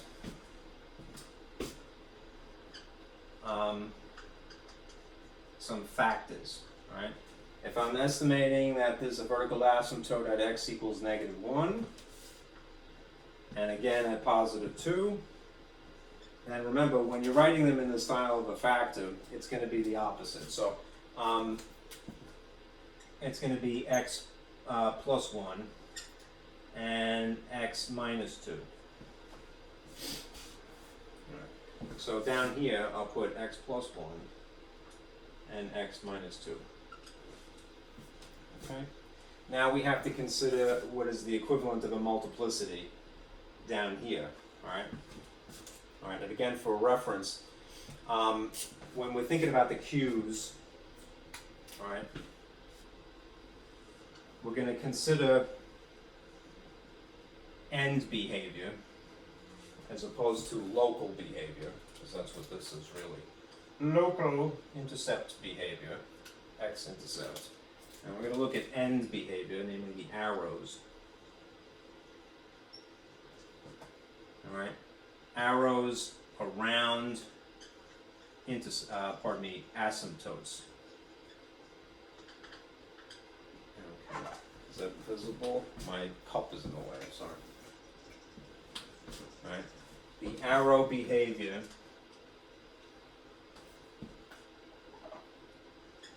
Arrows around asymptotes. Okay. Now, what do you notice about the arrow heading up this way? It's headed up into the positive y infinity direction. All right. What about the arrow on the other side of this? All right. This is heading into the negative y infinity direction. So these are opposites. All right.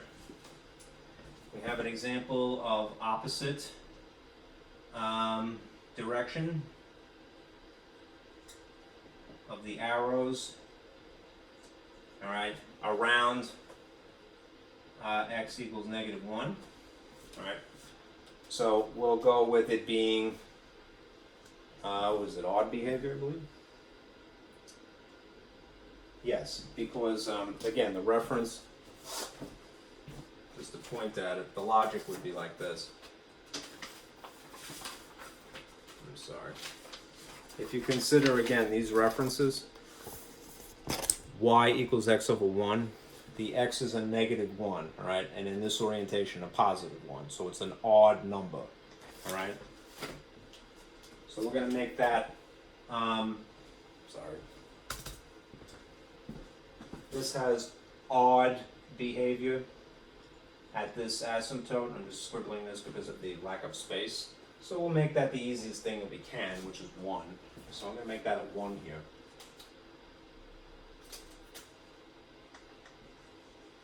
For that sort of multiplicity. And then if you shift your focus over to this one, all right, they are granted upside down, all right, but if you consider the arrow behavior, the end behavior, down here, all right, this arrow and this focus here is even behavior. because they're the same direction. Right? They're both headed down versus one is headed off this way and one is headed off in the opposite direction. So if you have even, which is same direction, right, even upside down, all right, at x equals positive 2, all right, let's do the easiest even that we can, which is 2, right? So we're going to use the number 2 at that place, all right? This is even behavior, so we're going to go with 2, all right? I'll squeak a 2 in here, all right? There are no holes to consider, all right, because if you examine each of these, they're all different signs. This is not x negative here. This is x, not x positive. They're different. So we're good to go. All right, what we're going to do now is we're going to try to figure out what the a value, which would be the vertical stretch factor, right? In that event, it's probably easiest, all right, since we have to incorporate some dot that we know for sure is part of the picture, right? The y-intercept is a very good candidate, right? So we know what that is, right? This is 0, negative 2, right? We're going to put in negative 2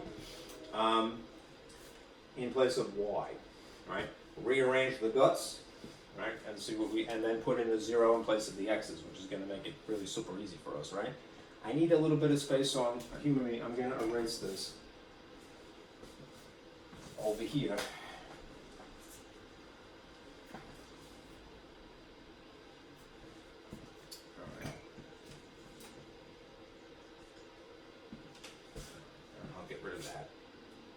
I need this point, right, to insert in here and in the x's. So in place of what is essentially y, f of x, right, I'm going to put negative 2, right? And in place of all of the x's, the easiest thing in the world, 0, right? So the y-intercept is very handy, right? So I'll put a 0 in here, 0 in here, 0 in here, and a 0 in here. Which means that I have negative 2 is equal to a times positive 2, degree 1, and negative 3, degree 1, over 1, degree 1, technically, and then minus 2 squared. Right. Just clean it up before you start, that is, perform the arithmetic before you start shifting things over the equals, i.e. performing algebra. So this is just going to be a 2 here, and times a negative 3 on top, which makes this a negative 6 with an a attached to it. I like to put the number in front. Alright, that's a 6, I swear. Alright, down in the bottom you square first, so that's a positive 4 times 1, which is just a 4 here. Alright, meanwhile there's a negative 2 floating on the other side. Remember, when you have fractions as a coefficient of a letter, and the letter is in the appropriate place here, you end up performing the opposite operation, but the shortcut is to simply multiply by its reciprocal. That doesn't change the sign, it's just going to flip the position of these. So that means that you would multiply by a negative 4 over 6 here, and then to make it legal, do the same thing, negative 4 over 6 here. All right? There is intentionally this cancellation effect, leaving you with a positive a, the thing you're looking for. All right, that's an a, sideways. And then you straighten this out, all right? The negative that was there times the negative that you scooted over makes it a positive. This simplified becomes 4 over 3, which is kind of a sucky number, granted, all right? But it's a fraction, so that has a top and a bottom, all right? So you would put a 4 here and a 3 there. All right. That means, if this is all done correctly, that this is what the end result would be as a function. All right. I'm going to write it here, nice and neat. Sorry, I moved that. All right. This, without all the scribble, is the function of x is equal to 4 on top, 3 on the bottom, with these factors: x plus 2, degree 1, x minus 3, degree 1, and you don't have to write the ones if you don't like, 3 times x plus 1, degree 1, and x minus 2 squared. All right? If that is in fact correct, Alright, when I enter it into my calculator, it should emulate this picture. Let's see if I screwed it up, right? Hopefully not, right? Geez, I hope so, Ziggler. Alright. I'm gonna go. Oh, that was spooky, it just moved. I'm gonna go back to y equals.